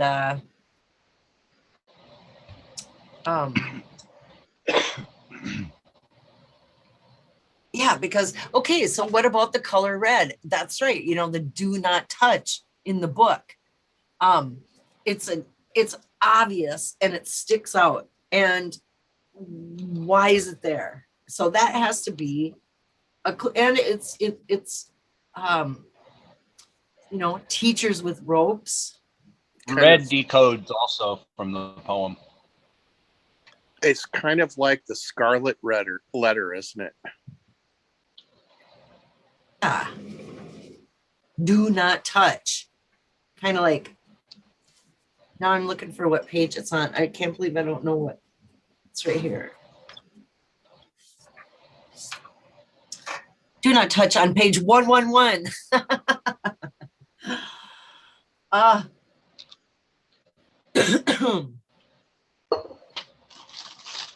David Crump is making Dr. Pepper and Mr. Pibb into real life people. Dr. Pepper was real. I wonder if Mr. Pibb, plain old Mr. Pibb, he wasn't a doctor at all. Kind of like Jack.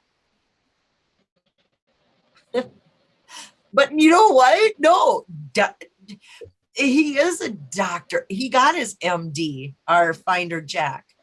He just didn't go through the residency to get certified as a doctor, or isn't that what I read in the chat the other day? Or people found out on Candy's marathon she had the other day. I think they were talking about that. That they found Jack's graduation picture, or the actual, he's MD, he graduated. He just didn't go through the last part. So he didn't get a diploma. I'm sorry to burst everyone's bubble, but there is absolutely no ciphers by definition in the poem. Furthermore, if Forrest had intended in a cipher, it would be an R, not half of an M, says Bobby D. Yeah, well, dude, they'll be saying those ciphers long after the field goal, after the touchdown. It's just one of those things. No ciphers is already. No ciphers is like the fourth thing people have told me. We went through this from the beginning. At first, it was like, you're crazy, whatever. You don't have nothing. And it just goes on and on and on and on. The more I get, the more they'll do that. They can say no ciphers all they want. I don't really care. That's where I'm at. I'm just celebrating. Right. If I had champagne, I would actually drink it right now, and I don't even drink it. I don't mind that, but yeah, I would drink it. Jason, hi, Jason, Indy. So much with people. Marathon, more like a never-ending live stream. Cut it off just in time so that kept all the chat. If you go over 12 hours, it doesn't erase the chat or something. There's rules, but she cut it off right before 12 hours. Holy cow. Yeah, 5-leaf. It's Chasing Indy. It's 5-leaf. And aren't you asshole the same person? Or no? Yeah. That's my other. And Eric, Google. yes, and ES in the chat. Eric Sloan is on with me right now.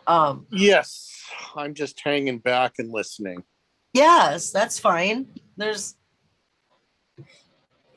right. It's just a place to hang and shoot our ideas. Shoot our arrows here. Hey, Gary Galloway, FF said no ciphers, but you're saying FF was saying it, not you, but he just said it in the book. He said cipher, and he said which is part of gasoline. And then there is a cipher that exists. So like I said, I'm +2. Okay, Gary? And so you know what? It's the same thing with Indy finding an anagram in the title. I give you title to the gold. So she took the title and anagrammed it. And her argument is it's the title, it's not the poem, it's not the book, it's not the anything. It's so he when you say that, I had a weird theory about owning the poem. If you solve the poem, it's all you own, right? And you get to title the poem, which is the gold, right? But then I wanted to slap myself and go, geez, no, see, now that's stupid because there's no gold in that, right? But you know, we've all thought every single thing could have happened by now. We've all been all back and forth on every idea. You know, it's just wild that, yeah, I don't know. We can't We all get be to keep wrong. the right? I mean, there's that possibility. I don't rule it out. But somebody's going to look most correct. And even if it's wrong. You know, I actually thought sometimes this is such a kill, this is such a crush of a freaking solve that I feel like, what if I accidentally found Gasoline and Mensa, which are Blaze and Wise in the poem, and he didn't put them there, and I just like freaking messed up everything for him, and he freaked out. But then I'm like, no, that's not true, because you just found Cypher in the book. So awesome job. I mean, that's just, I don't have to have these thoughts. So what if I don't have to worry about it now? This is all I have to do is wait. This is when you, Now you got the waiting if game. you Okay. have a solve, all you have to do is wait. That's it. You don't got to argue with people. There's no more of that. Right. Pretty Once it's in your settled in your mind and click, it went in your, you know, it's like, I'm done. Well, I it's don't not need in to your look at the mind. book It's in a anymore. lot of people's mind. It's very much in a lot of minds. It's one of those things. It's definitely, we'll just put this in the back of our minds. It's not like it's not, I don't know. I think it's looking more and more like something's coming together here. That was, you know, together 5 years ago, and it was looking a lot together a year ago, and now it's just accelerating. And anything that can accelerate and look more right a year and a month after the chase or whatever is probably, there might be something to that. It could be. It could be. Lucky Digger asked, do you see Candy's marathon show? Yeah. Most of it. I fell asleep too. There was a guy on late that thinks the chest was found in 2012 by his friends. What makes it, well, a lot of people think, what's the catch? What makes him think that? He truly believes that story. I can definitely say, excuse me, that I don't think Josh is just lying. I think he actually found a cliff with tributes left in it, with rather expensive stones and tributes left in it, and even a chest. Somebody jumped off that cliff or something, and people leave him stuff, and he found it. That's what I think he did. He is not lying at all. But I do not think it's the Fen chest or any of that he's talking about. That's just where I'm at on that. Right? But I know it could be some kind of other offering or a special place to somebody. He could have found somebody else's special place that had nothing to do with, right? Interesting though. How exciting would that be, no matter what? And until proven otherwise, what do we all know? I mean, isn't that a part of it? Someday we will be an asterisk in the book of life, but we can meet around the banquet table of history and talk to Forrest about the ending. God. Yeah. As long as there's a table, we can talk about the ending. No, really, it's true. But, anyway, yeah. I mean, man, they were saying he's alive again today in places. People were like, he's alive. He's still alive. That would be so good. But I was saying he put shit about JFK assassination and LBJ in the solve too.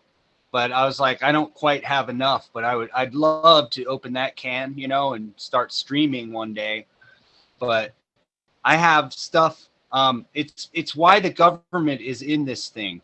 It's not the damn Omega Man or the Zodiac or the DB Cooper or all the death threats in the case. None of that. None of those 4 other major things. It was the freaking JFK LBJ secret information that made the authorities have to decipher this, and they have, and they're gonna drop that one day. I do believe. Are you talking about Connolly? Oh well, let's say. Is that the doctor? No, Connolly was the governor of Texas that just happened to be in the car with JFK when he was shot.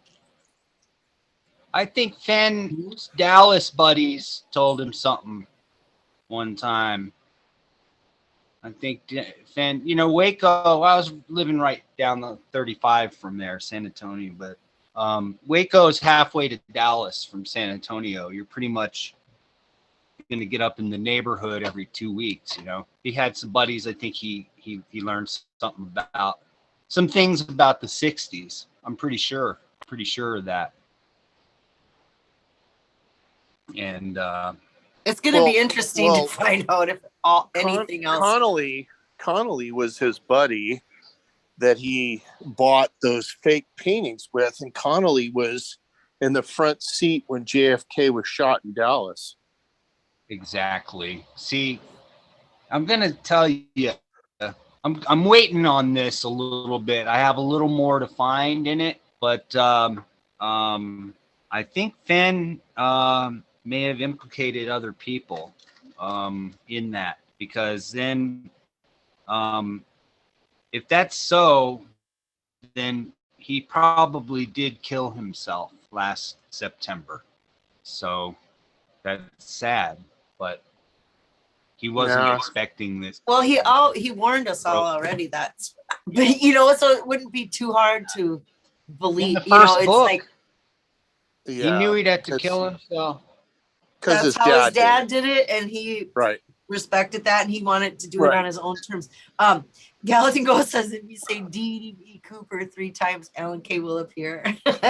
D.B. Cooper, D.B. Cooper, D.B. Cooper. Ding! I love Alan. There he is. 50 sleeping pills. LBJ is in the poem. It runs along the left column of capitalized letters. It's down in the fourth stanza, if you've been wise. ILBJ. And then my cipher says AF2, as in Air Force 2, AFTWO. And so it starts building towards something. And, how has no one summoned the sealed autobiography yet in court? What's even the use of court? Is this all just they're not even summoning like the sealed bottle that has information that's more than 11 years old? Kind of fishy, right? It's all fishy. The treasure's sitting right there, and the lawyers, they have the olive jar. They can't open that puppy up and No, it's valuable because it's sealed. The value is, but who gets that story? Who gets it? It ain't private. It's not secret or private if it gets open in court. You guys gotta. The community is really down on people who sue, and I'm gonna just tell you some things I know that it's the only way you're gonna find out anything. Like, nobody's believing a solver. Nobody's believing not even a damned clue. Not even one clue is agreed on. You've got to get it from court. There has to be an authority. The big man died. He's not going to say anymore. Really, it's got to come from court. That's not the way you want to end up with it. You want to end up with it with your own wits. In a perfect world. Man. Yeah. In a perfect world. If it would have ended right, then no court. I'm not so desperate to find out the solve that I need to go to court for it. No. I'm desperate to find out the solve that I want other people to go to court for it. Right? I'm not going to do it. But I want some people to jump on the hand grenades, man. Come on, blow it up. Seriously, how else are we going to know anything? This is give it a couple months, my friend. All the truth shall set you free. I know, but how much oh, I wish somebody who's official would say, okay, wait until in the fall, we're gonna get, like if there's, I want a timeline. I hate this not knowing. Yeah, I'm going I'm in outie. August. You'll have You're an voting answer August? at the end of, yeah, you'll have an answer in the end of August. Okay. If I'm right, which of course is a 1 in a million shot, but what the hell? I'll go with that. Everything lines up absolutely perfectly. I mean, everything. It does. I can attest to that. Double X's, double Omegas, every single A double thing. ending. I mean, Double came D, you name it. It even led to a coffin-sized hole in the ground that was freshly dug in September of 2019 and backfilled with something missing. So He said he'd put every his single bones thing. there, And, right? everybody has their hole in the grave, whatever. I'm not even going to go there with mine. It doesn't even need to. There's no reason, for me to even do that until it's an he said he'd put his bones there, but he didn't. We all kind of understood those were his bones, but maybe when bones he said he owned. What if they're bones he owned? Like bingo. they're still his Zodiac bones. bones. I'm kidding. It could be some other bones. I mean, there's a lot of missing people that, or animal bones. I mean, it doesn't have to be. It could be people bones. I want to let my bones there. Well, okay, your bones, we all assumed was his, and I did for years. And then I started thinking about it. It's like, well, the guy's an archaeologist. He owns a lot of bones. Mm-hmm. And who owns the past? The person with the title. Yeah. Forrest would hotly dispute. Yes, that was part of the interview with what's her name? Yep. Santa Fe. Yeah, Lorraine Mills. Yeah. And she's like, oh, okay.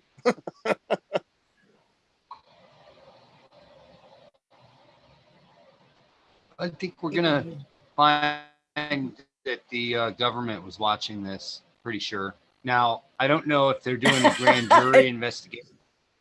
You think the government's watching this?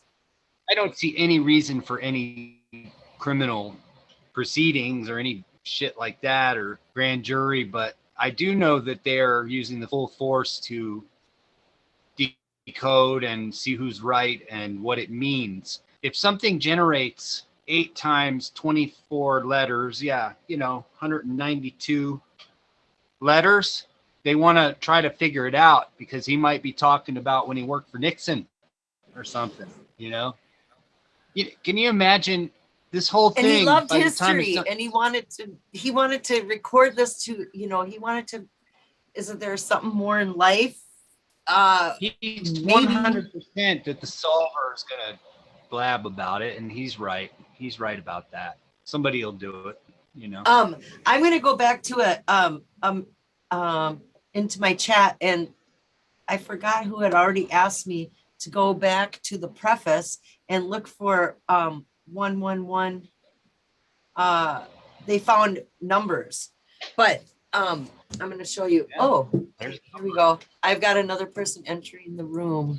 I'm going to show this. And this is the preface. And to me, it's on page 4, and it starts with all, and then so it seems like 411. Like, here's your information. That's how it's page 4, and then the big A, and then it's LL, but it looks like 11. So it's like, here's your information. I don't know, but that's not what he said. Hi, David. Hello. Are you David in the chat?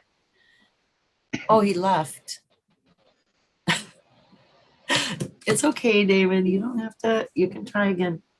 Come on back, David. And come on back. Your butt it's in here. Easy. All you do is click, and then that little microphone in the left-hand corner, and that's it. That's all you got to do. You don't have to be on camera.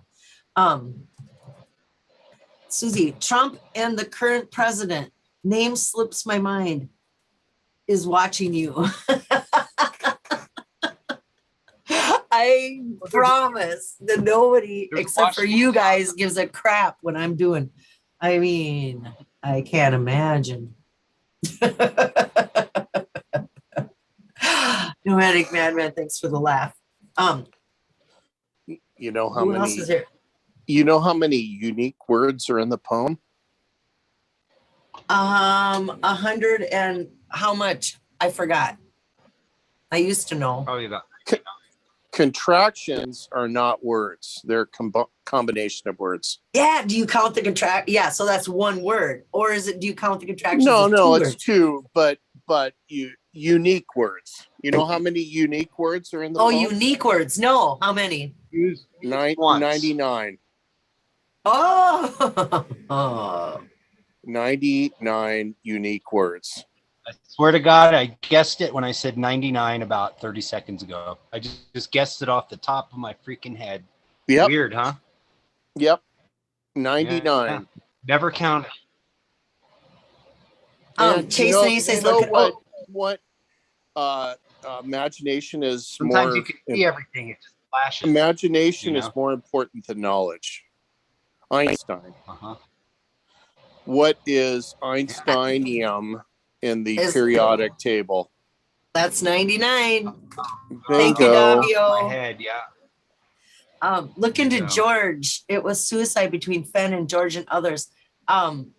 George, I want to say his name is Friesen or Friesen or Yeah. the Friesen. archaeologist. He was in Wyoming, University of Wyoming. Yeah, he was a big damn deal archaeologist, and not just in Wyoming, but other areas too. Started late in life, actually. Frison. Friesen. Yeah. Yeah, he's kind of a country boy, similar to Fenn. And that's who Fenn called when he found the Clovis points. Yes. Yeah.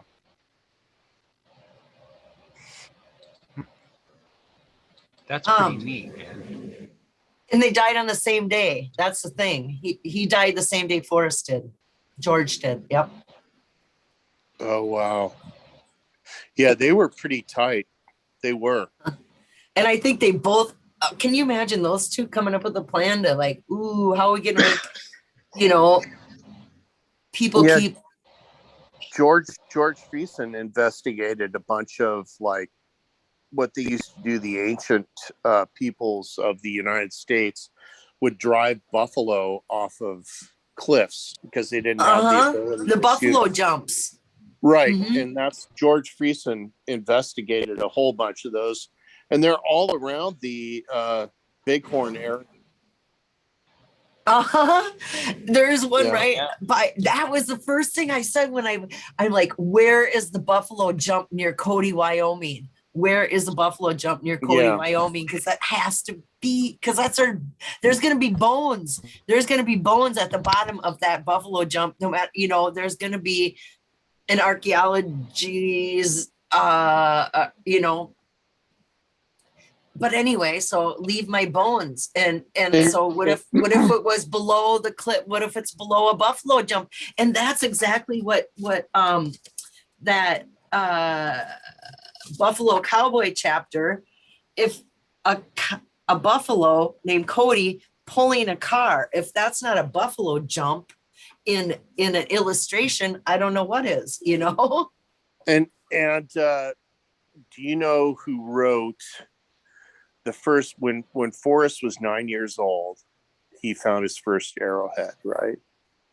So when he was 9 years old, there was a book that was published on prehistoric man.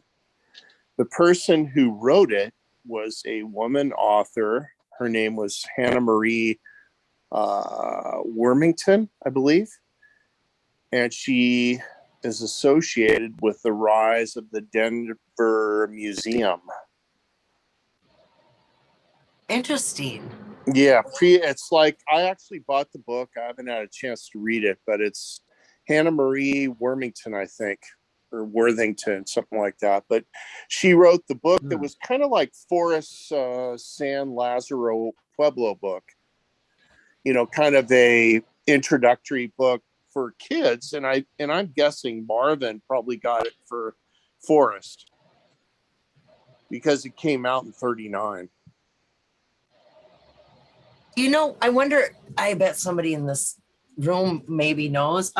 When did they add the arrowhead to all of the national park and national forest signs? Every national forest in our country has an arrowhead.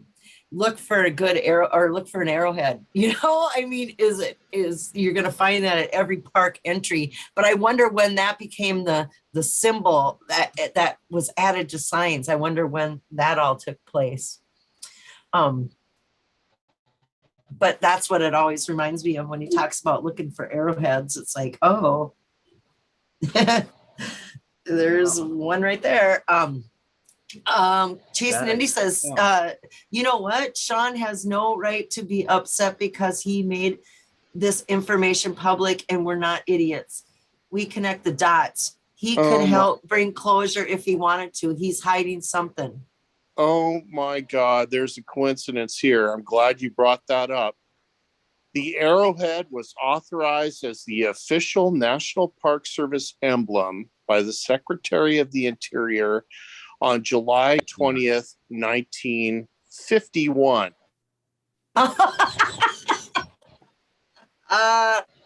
That's funny. You know what I'm talking about, right, Susie? Yes, another 51. Yeah, Catcher in the Rye was 1951, etc., etc., etc. George Washington. That's something new. I just found out. 1951. Good to know. I love collaborating with you. Well, I love collaborating with you too. People that, it's like all you got, it's like everyone's got their own little, everyone's got so much knowledge. Look at what we learned, how much stuff we learned. God, that whole just thing being with a part of this.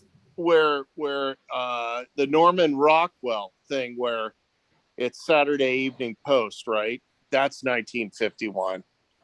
Where it says Dizzy Dean is on it. That whole cover is the one where the dad is lecturing the son. And one of these postmarks, it says PM. It's an Evening Post, It says it has I'm gonna find it. It's in which one?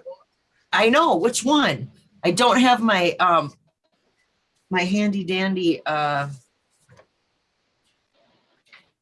I made a spreadsheet of all these things and I don't have it handy, so I have to look at all the postmarks. Here it is. It's on page 140. It's Sunday PM, 15 August 2005. It's the Ode to Peggy Jean. It's got the PM stamp. But that's an Evening Post. August 15th, 8/15/05. Yeah. Sunday, Santa Fe. And it really was a Monday. So, because, August 15th, 2005, I mean, easy to find out, but it's marked Sunday and it is Monday. Okay. Chase and Indy, Sean vanished. Sean, who are you guys talking about? Sean Dodson, probably. I think Jack is a cover and it involves Sean. That's for damn sure. There's more than one Sean. Yes, Susie, of course. An arrowhead reference is the Yellowstone National Park arrowhead, says on and on. I think so. And all the national forests and parks. I think. Hi, Mojo Man Mike. Says, we appreciate you, Candy. Yes, we do, Candy. Thank you for saying that, because we do.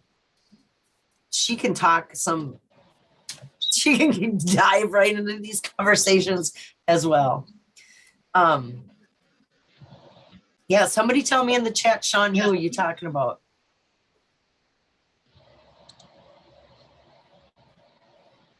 I don't think Sean Dotson's is it. I think they're talking about somebody else. When you wrote, Jack is so fake, I hear your YouTube voice. Weird. Yeah. Oh, ho, ho, ho. Yeah. What'd you find? No, that's granny voice. Am I missing something good? The granny voice. That guy, Granny, that does the videos. Right. Does that low voice, like he's ready to rap. Fucking 6 deep in the hood, you know, kind of. He's just got that low voice. Oh. Love it. Sean Conley is the name, not Sean Dotson. Sean Conley. Oh, that Trump doctor guy, that whole conspiracy with that guy. Phew. You know what? Things I don't care about, that's one of them. But is that what you're trying to tell me? Candy, is I should get involved in this guy, or, figure it out? I don't know. Seems like that whole doctor theory.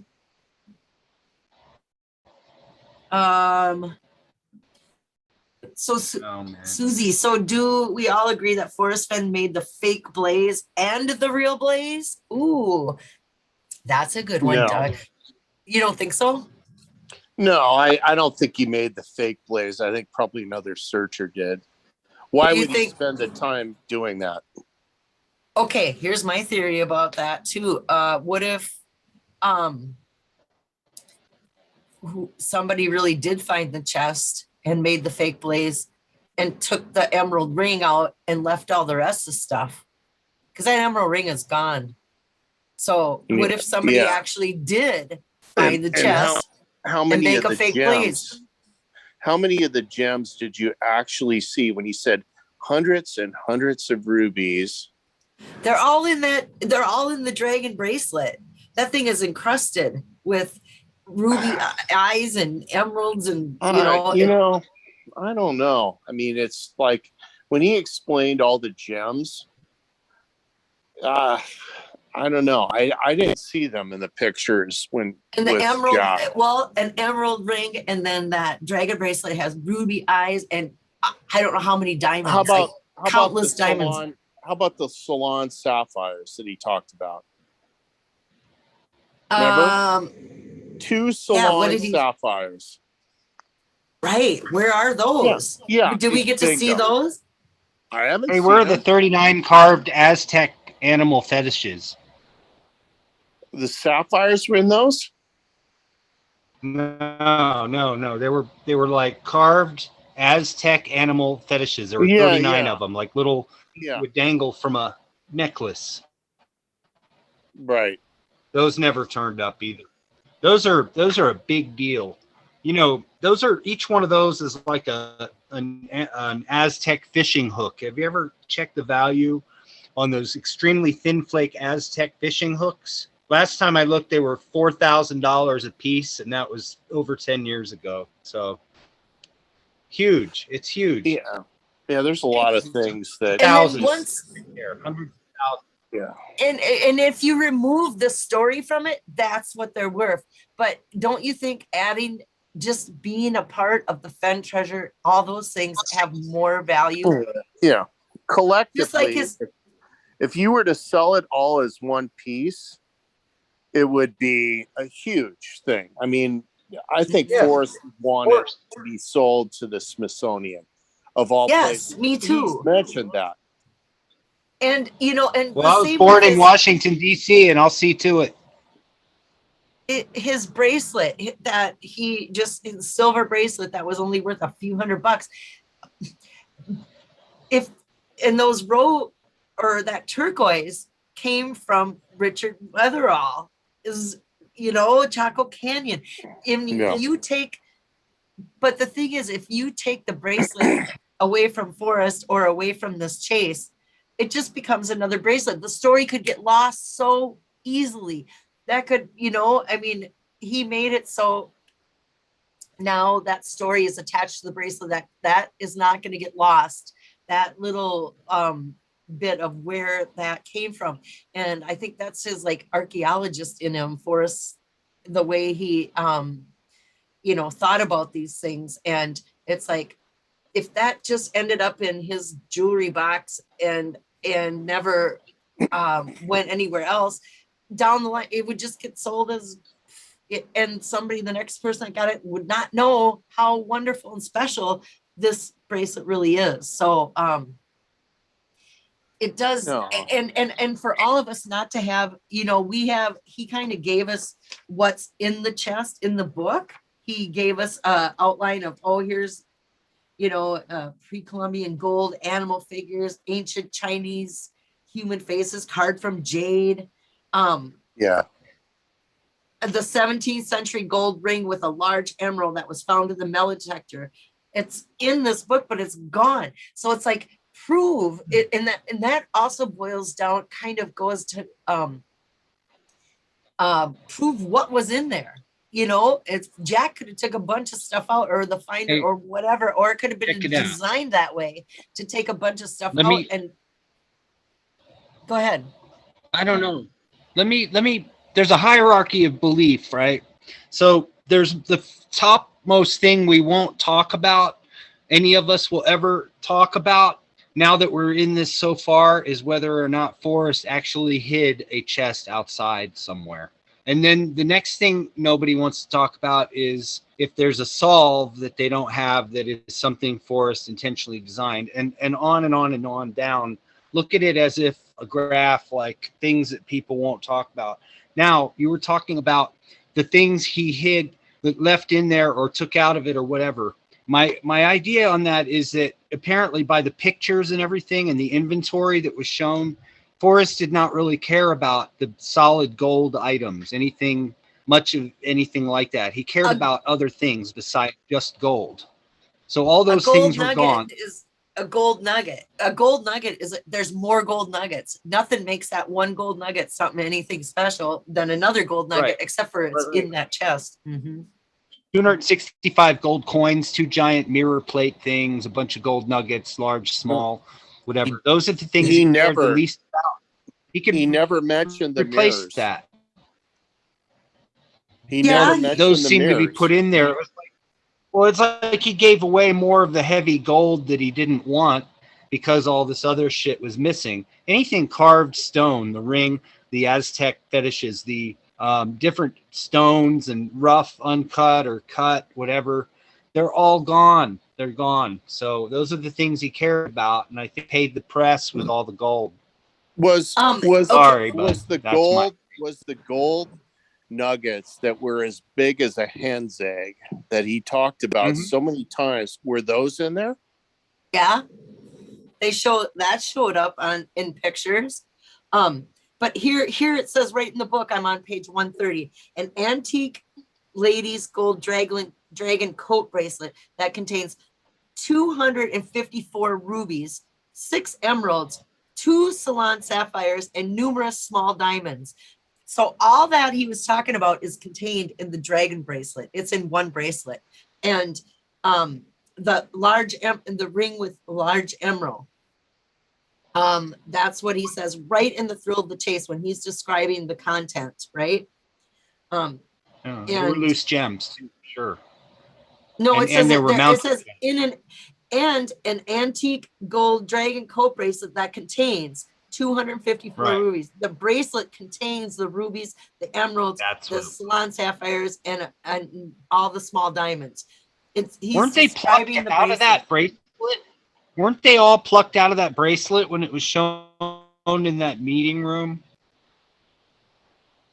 I don't think we got a close enough picture of it. Or like we didn't really get to see any of this stuff. Dan Barbarisi sure did though, and in his book, you know, he described the stuff too. I don't know where I put it's anyway. I wish he took more detailed pictures. Oh, I'm sure he did. I'm sure he did. It's just what is, you know, what it's all a part of the what's gonna, you know, we only get a little bit right now. Redneck Express says it was hijacked. Yeah, the chase has been hijacked. That's what happened. That's what it feels like anyway, right? Well, it's sitting in a lawyer's office. There's still 3 lawyers. It's all sitting there as if we can't do anything because something's going to happen. But like, I don't know if it's something good for them. And I think the family itself is one of the claimants. I mean, that's what I think. Just seems to me like the bunch of people not sure about anything standing around, and it can't seem to do anything. And Jack keeps promising and whatever. And there's something going on that you got to be sitting there and wondering sometimes, does this depend on you or me, or are they waiting? Is there somebody with some sort of Okay, edge? and you know what else Somebody I out on find? the end? What I There's a find claimant. interesting. There's a rightful claimant or something. I don't know. You know the YouTuber Smell the Sunshine, who is also Oh yeah. working with right. Now before the chest was found, he came out with like an inventory estimate of value. Like Cool. he assigned a value to everything as described in the chest, as Forrest described it from the Thrill of the Chase book, you know? And that Well, I think he's Forrest's fishy. archivist. He's Forrest's archivist. Forrest Yes. loved that wholesome thing, and said, "Hey, you come over here and we'll talk," or whatever. And I think Forrest decided who the wholesome people were and went ahead and split it all up. And I think most of that heavy gold just went to the press fund. Hey, I've been floating this stuff for a long time, and I'm not You know, it would explain, you know, and Amy Seeks. no disrespect at all, but I just think Right. that it went to paying for good legacy talk. Or, you know, yeah, we don't know, but that it very well could be, just because And I think we're going to find out it did. Pretty sure. So, right. Well, we don't know. We're gonna find, well, sooner or later. I hope we do find out. But I just think that it's such a, you know, and then when it was found, here we have an inventory. Here we have a video of the inventory of, you know, describing and putting a value on everything. And then the chest is found, and then the ring is missing. And then, you know, questions are of like, what? So when it goes to auction or goes for sale or goes wherever it's going to go, there's going to have to be a real inventory of what exactly was in that chest. And by Forrest never adding a picture, you know, this is the picture. There's nothing to really, whatever is in this book is all that Jack or whoever found it has to claim as that was in the chest. He said it. There was a gold bracelet, but, or he said there was a gold ring with a large emerald, but that wasn't in there. I don't know where it went. Susie, the feds share your interest in these things. Believe me, they want to know what happened to the money. Why did the guy die? Every single thing. You know what they want to ask people? They want to ask them, do you know anything? They'll be like, do you feel like you're in a cult? Then they'll find out if you were working willingly. Then they find out if they were working for money. Then they find out if they're screwing other people while working for money and lying. Think they care? They go all the way down the list of 7 when they ask people questions. And what they're doing now is they're doing it as just aliases. And there's been a lot of it. I've had a lot of them. I don't, you know, I think you give the government too much credit. Maybe they're just asking me things. Yeah, I don't think you know. give the government too much credit. I don't think they give a shit about this. My no, brother, it's so easy to do. You're in a digital format. It's not like some kind of great information gathering, and it's not boots on the ground information gathering. They're just doing it off of all the shit people say, man. And then there's Who pictures, is and then there's they? treasure missing, and then there's millions missing. I guarantee you, they're doing it. I've seen him do it for less. I mean, I've seen so much of this happen. I grew up in DC. I knew, man, I'm not even going to tell you, everybody's dad was somebody, man. Come on. They were all doing stuff. We'd all tell stories.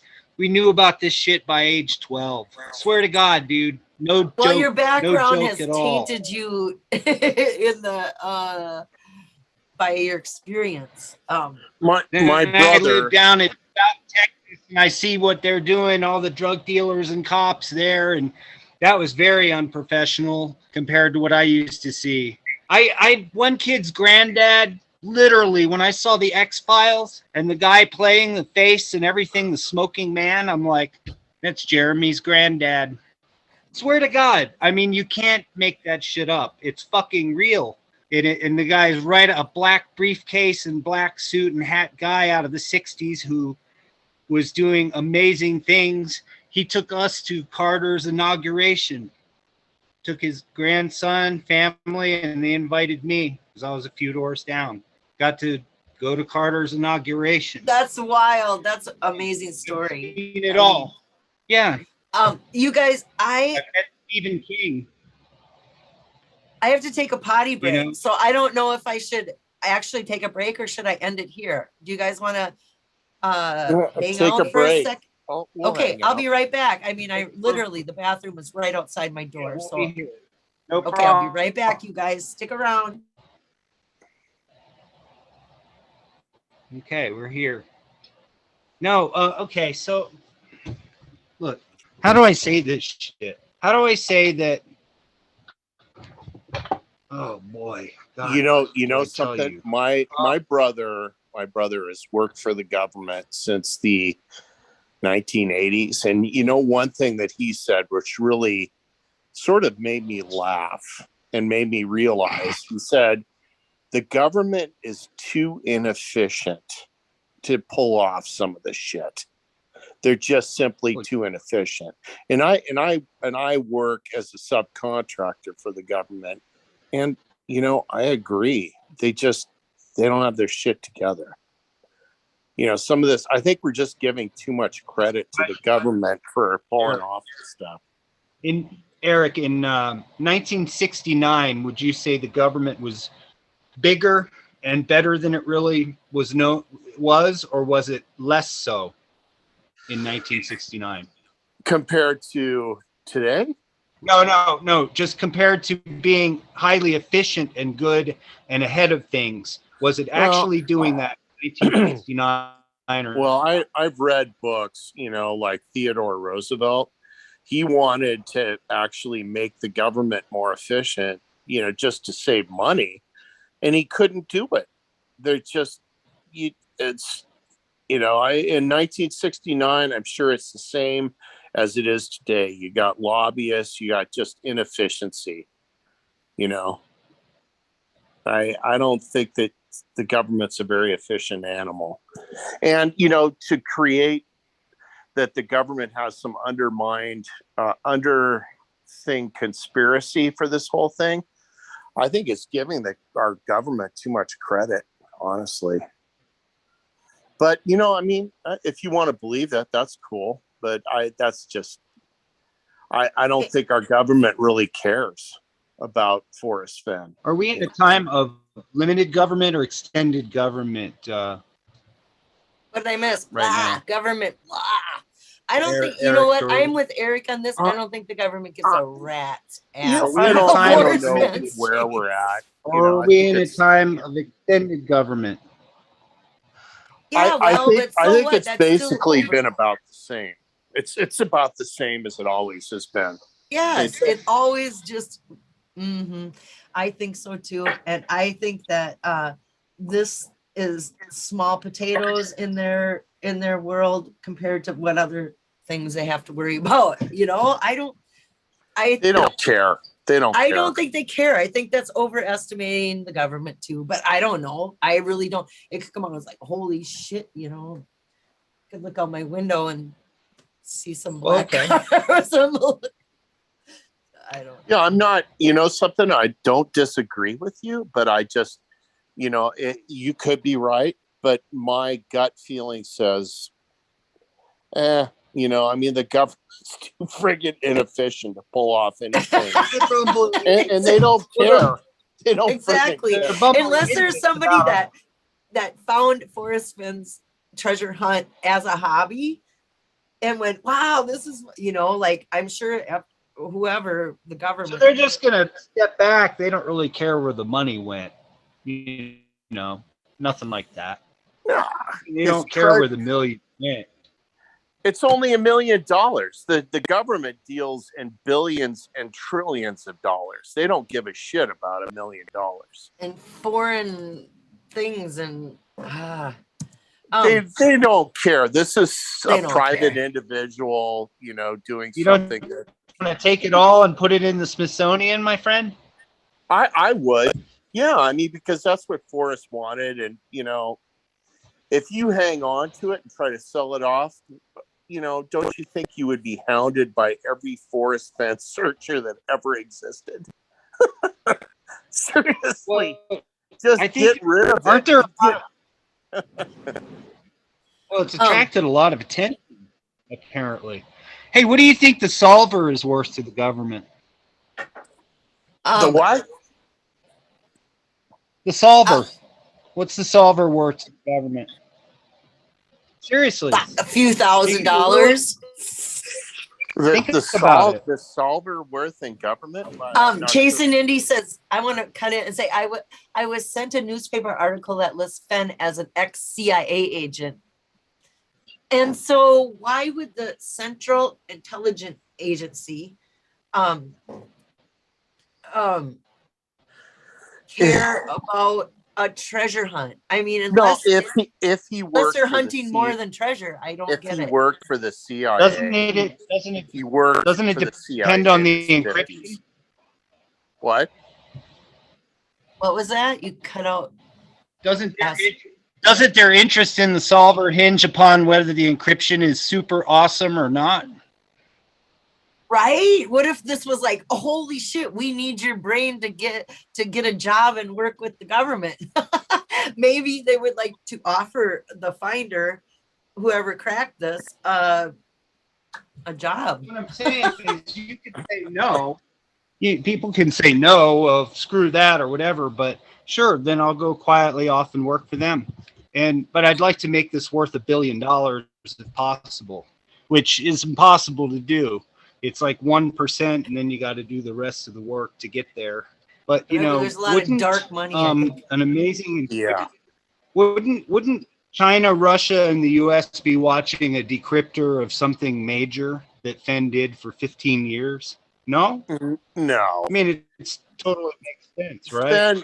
Fenn was a decorated major in the Air Force, and he did really good. But I don't think he was that big. Redneck Express said they use the chase as an agent training exercise. I think that it's a great way to definitely take the fame off the solver, if anything. Oh yeah, Jack was for sure. I think in a way maybe Jack was put into place to actually give the actual solver a break. Cynthia? So he wouldn't or she wouldn't be hassled by all the other. I think that I've thought about that. Huh. That would make sense. Well, maybe it's a way to keep the solver quiet so they can work for the interest. I don't know. Well, I mean, if you got Jack as the name solver, but in reality somebody else solved it, all they have to do is shut their mouth and they're fine. Right? Because Jack's, quote, the solver. The front man, paid to be the front man. Yep. Yeah, and then they could, Well, as See, long this as they can, as long as they can keep quiet. But if they open their mouth, then it's obvious that, okay, there was some shenanigans going on, and somebody besides Jack actually found the treasure. Well, I think that's exactly where we should be right now. I think we should be talking about that because I have no real proof of things, and the only proof I have to go on is what is decoded from the poem, and that is it. That's it. Yeah, I All kind of. there is what decodes from the poem that's over 11 years old. Because that's back when Forrest was apparently honest or something. So to me, it seems like you go back 11 years and you decipher the poem and you get real answers. I think that's where this is at. And I Jason think Indy that says, somehow... go ahead. Oh, no, I lost my... Go ahead. I'm sorry. Good. Jason Indy said, well, I'm convinced Jack is covering for either the doctor or Cynthia and Smell the Sunshine.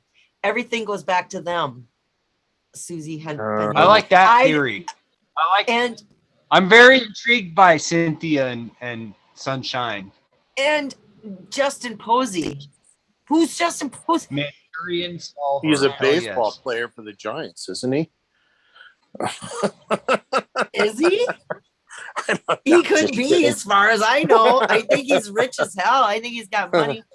I mean, somewhere he got it. I think that Forrest knew through his doctors and stuff that he was going to die, and there was some imminent thing, and there was something that happened in early June that it's just the suddenness of it all and everything else, and the fact that it was so early in the really and it was COVID. Our world got screwed. Yeah, it just doesn't. Our world got screwed with that COVID and being so fragile, being 90 and Peggy and his being so fragile and can't.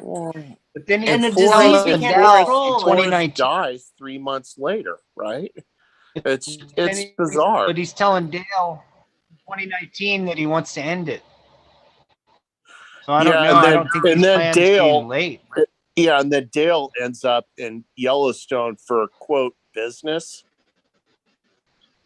I don't know. I mean, I like Dale. He seems like a nice guy. I don't know him. I mean, I like Dale because Forrest liked Dale. Yeah, Forrest trusted Dale. Forrest did so many interviews with Dale.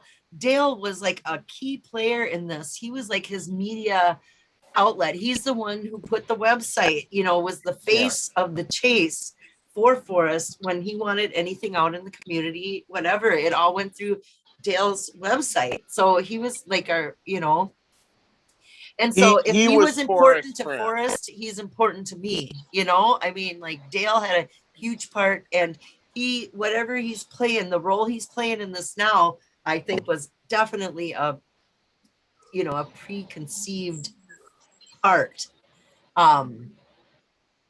as it all rolls out. But then again, I don't know anything for real. I'm not sure how much forethought there was. I think that Forrest knew that his health was failing and that he had a limited amount of time. And because of that, I think certain wheels were set in motion. And, it's quite possible that Jack's really the finder, but I don't know. It just seems, I think everyone's on not the right page, but it just seems odd. The whole thing seems. If Jack ever talks to me live and he gets through it, and let's say kind of beats me, he's the finder. I've talked to him via email. I mean, he's been straight up on. I mean live. No. If I could get him live, I don't think anybody's getting him live. Show me he's the solver. A quote unquote. Well, I mean, Yeah, he's man. what we've been told the solver is, and maybe that's all we'll have to go with. But just the circumstances seem a little bit odd. Tom says Well. Dale had to confess to Forrest about lying regarding his identity. You know what? I have a theory about that, Tom. I think that they made a backstory of to make it seem like Dale wasn't handpicked by Forrest, which I think Dale was handpicked by Forrest before. I think that whole story of how they met and how he had to lie to get in there, I think that was all bullshit.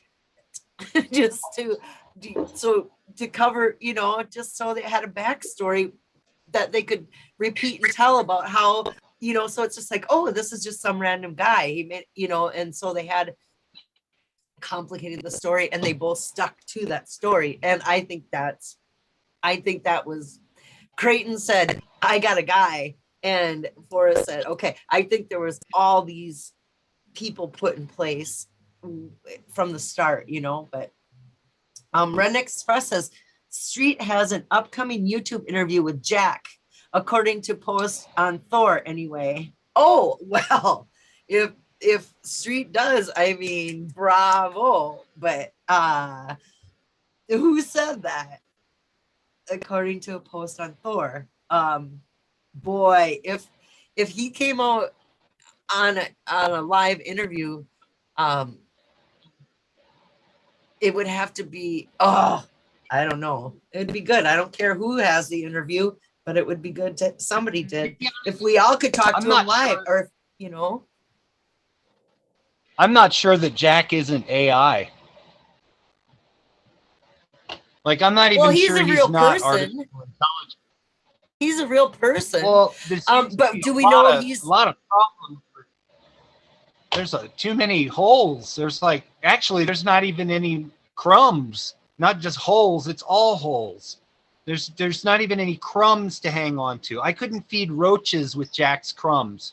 Okay, as far as clues to anything, him being anything. He even came after Fenn died. Fenn said there was some unnamed person, and then this person decides to say I'm the one and whatever, and you couldn't do it any worse than this. My solve is better than Jack's story. My fucking I know, but there's is pictures that you have to. The proof that we have is Jack is sitting there with Forrest with the chest open.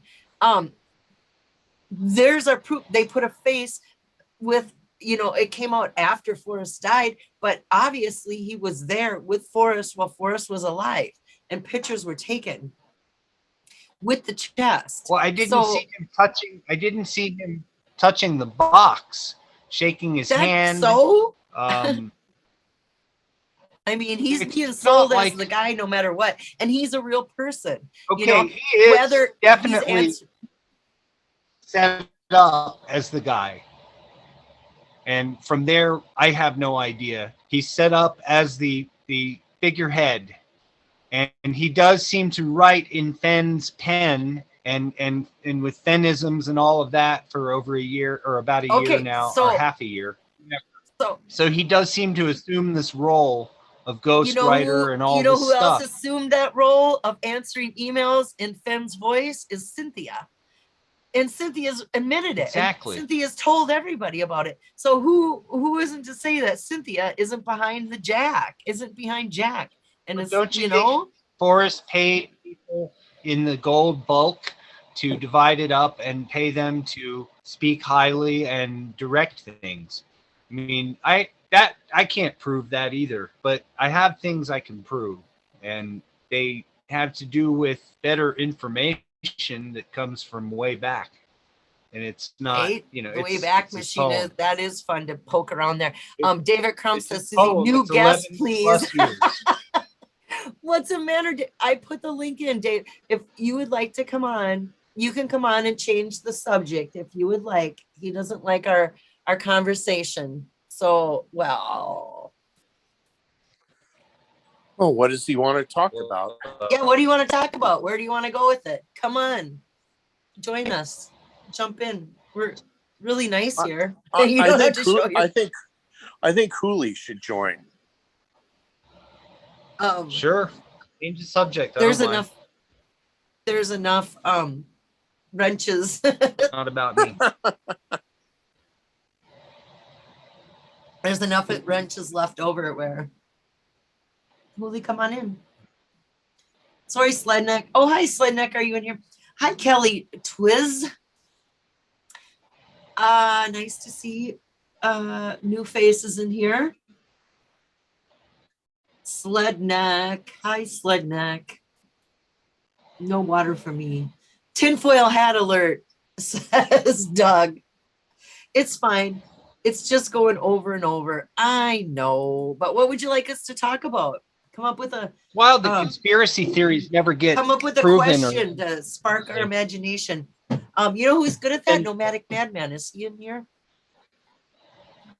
I would get burned at the stake, says RF. It's just great that Dale went ahead and dropped that Forrest was thinking about ending it. Seems like a conspiracy theory that came true. It seems like a tinfoil hat that blocked radiation. You know, it's like a double mesh RF cage on your head that kind of keeps good things in and bad things out. And that's Dale with the 50-pound balls dropping the info down like the hammer, like the needle on the record, man. Spinning round and round. Dale's Mr. got the Dale, info. come at us again, Dale. Come. Dude, that with sounds the, like a with bad the acid trip. weight, with the weight, man. Oh man, drop it down like diving weights, man. That's like the brown Never acid. come up until the ultimate air. That's what I want. Dale, man, do it all. Do it all, man. You're mad at somebody, Dale. Keep going. Who made me go back here? Tom did. It said, let's talk about apples. and that brought me right back to Forrest or Eric Yes. Sloan. Yes. Yes. And the apple tree, and it's a gift to the raggies. Are we all the raggies? And we need to seek no further. We found Eric Sloan. Seek no further. We found the apple tree. If this thing was sitting under an apple tree, I'd be like, ooh, Forrest, boom. Or a cherry tree. Didn't Washington chop down a cherry tree? I know, but the apple tree is the seek no further tree from Eric Sloan. It just seems like it's the, Eric Sloan, seek no further tree. And the apple tree that it can tip over and, and it will grow from, a new tree will grow from,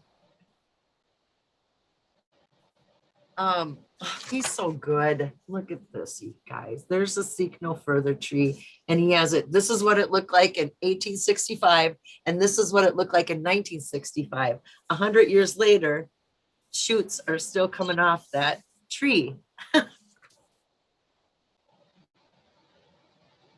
And new trees start. Eric Sloan is just so. Yeah, he was a genius. He was a genius. He was. And wonderful. And he lived his life like in this.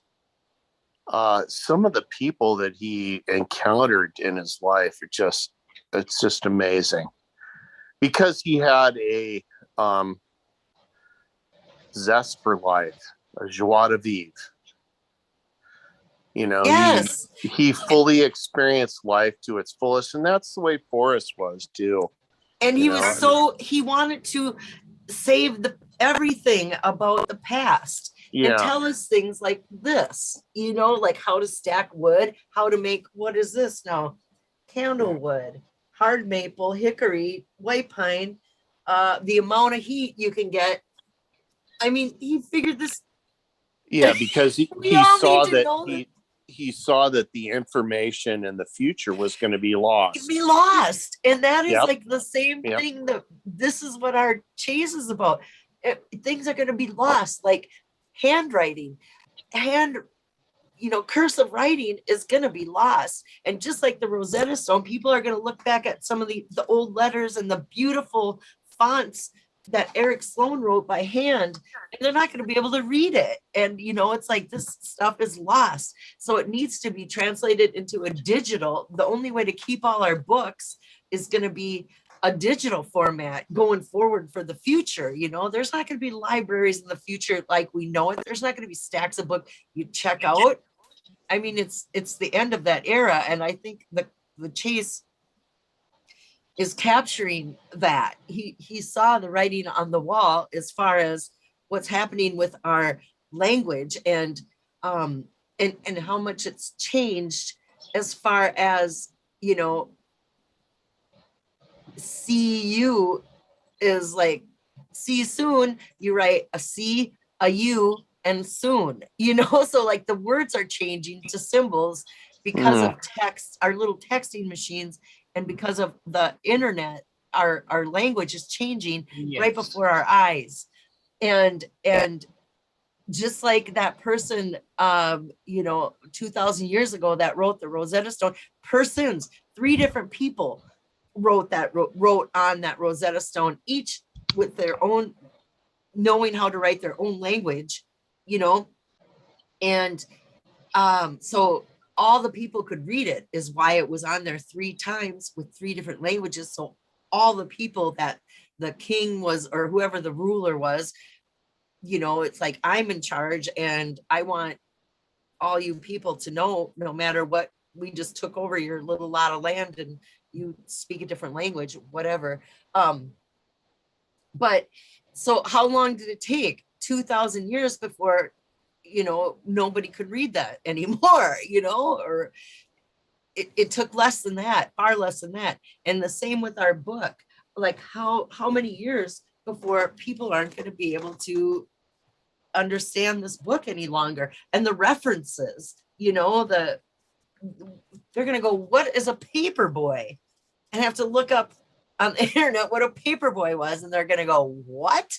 Somebody actually lugged around paper. Like, it's going to be so hard to picture what a newspaper, you know, the weight of it.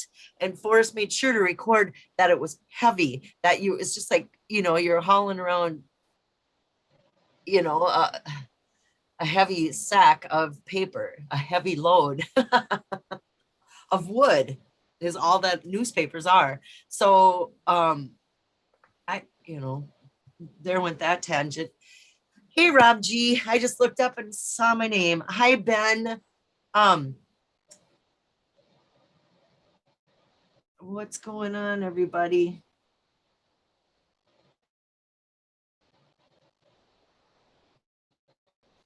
Jack, I got a word today that, great point, Susie. Thank you, Mojo Man Mike. I'm just talking out my rear. I don't have, you know, I'm getting smarter by the minute. Oh man. So what else? Are we done? It's almost midnight. Let's go 5 more minutes. What do we got? What are we gonna talk about for the last 5 minutes? Thor felt crazy active today, somebody said. Do you guys go on Thor? Are you on Christie's? No. I have not allowed for months. No.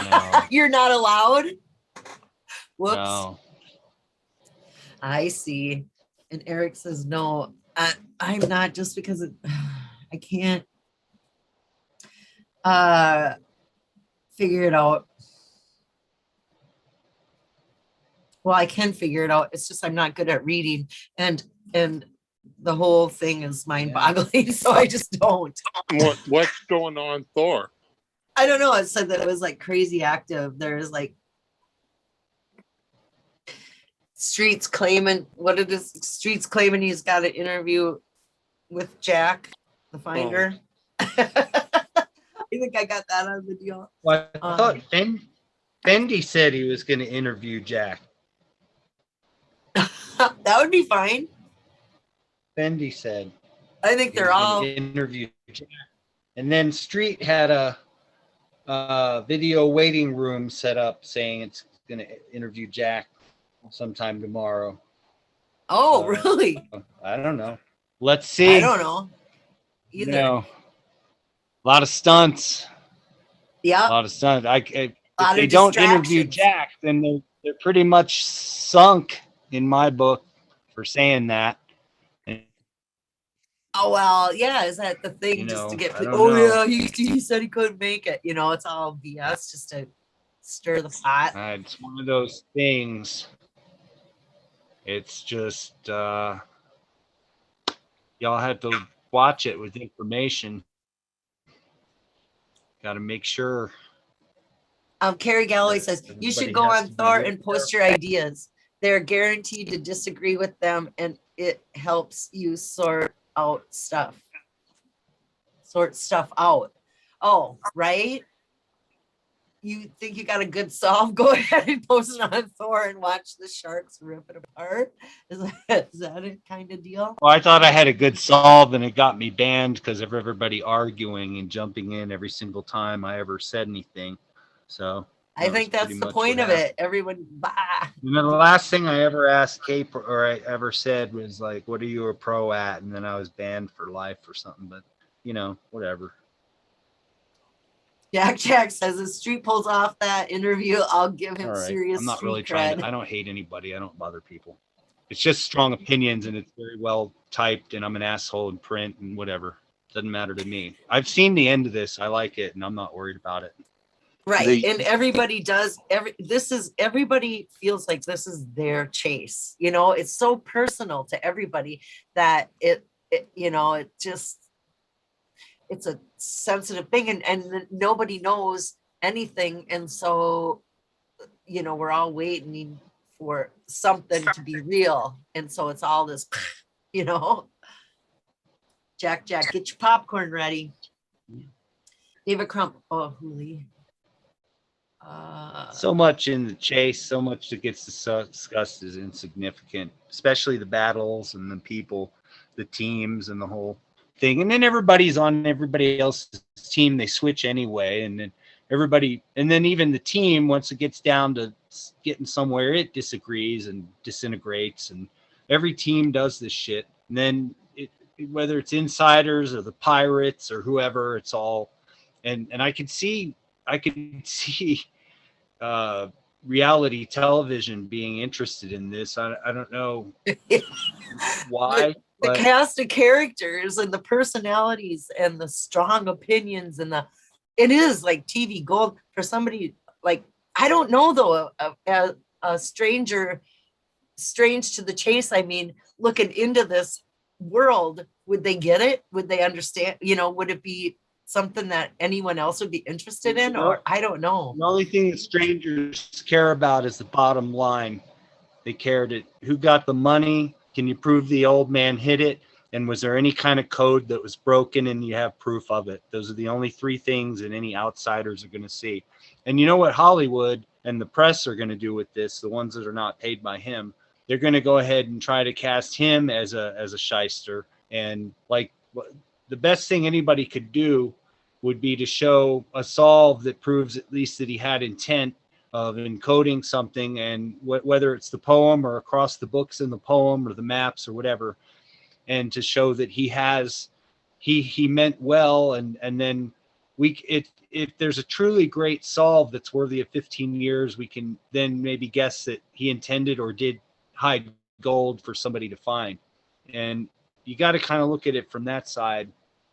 I think we're looking at too much from the other side of the figurehead. You know, we like royalty, we like Jack or whatever, things that make sense. If it's easy, if it's a religion, you know, it's easy. But a lot of times people can't quite get into the advanced aspects and start tying them together. I think that's what makes humans unique, is the aspects of that. And like I've said about artificial intelligence, AI would just pick the best answers that people have already had. AI would not care that it wasn't its own answer.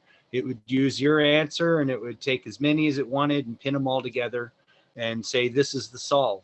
You know, humans won't do that. That's why it's only going to take one solver to do it, and no group of people will do it. Nobody will ever agree. You know, it's just right. And Sorry, I'm just reading the chat. I don't Yeah. have any. Yeah. Yes. Some say some say we'll see Armageddon soon, says Doug. Mojo Mike says, what are you doing tomorrow, Susie? Nothing. I Well, if just try Jesus to comes back in the clouds soon, we can say, "Did you find the blaze?" You know, whatever. I don't know. RF. I have no direct knowledge, but I doubt it, says K Pro. If the angels start blowing trumpets, we'll be like, "But do you have the solve?" You know? No, I don't know.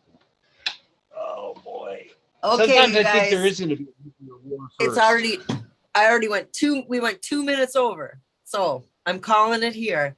And it was so much fun. Thanks for joining me, both you guys, and adding to the conversation. There's no wrong answers in brainstorming, right? Until we know, we don't know. So is somebody going to go? Is there going to be an after party? Have Are a you going to good go weekend, on? Susie. What's that? Have a good weekend. Yes, you too. Thanks for stopping in, Eric. Thank you Cheers. so much. Thank you very much for, inviting me in. I really appreciate it. Thank you.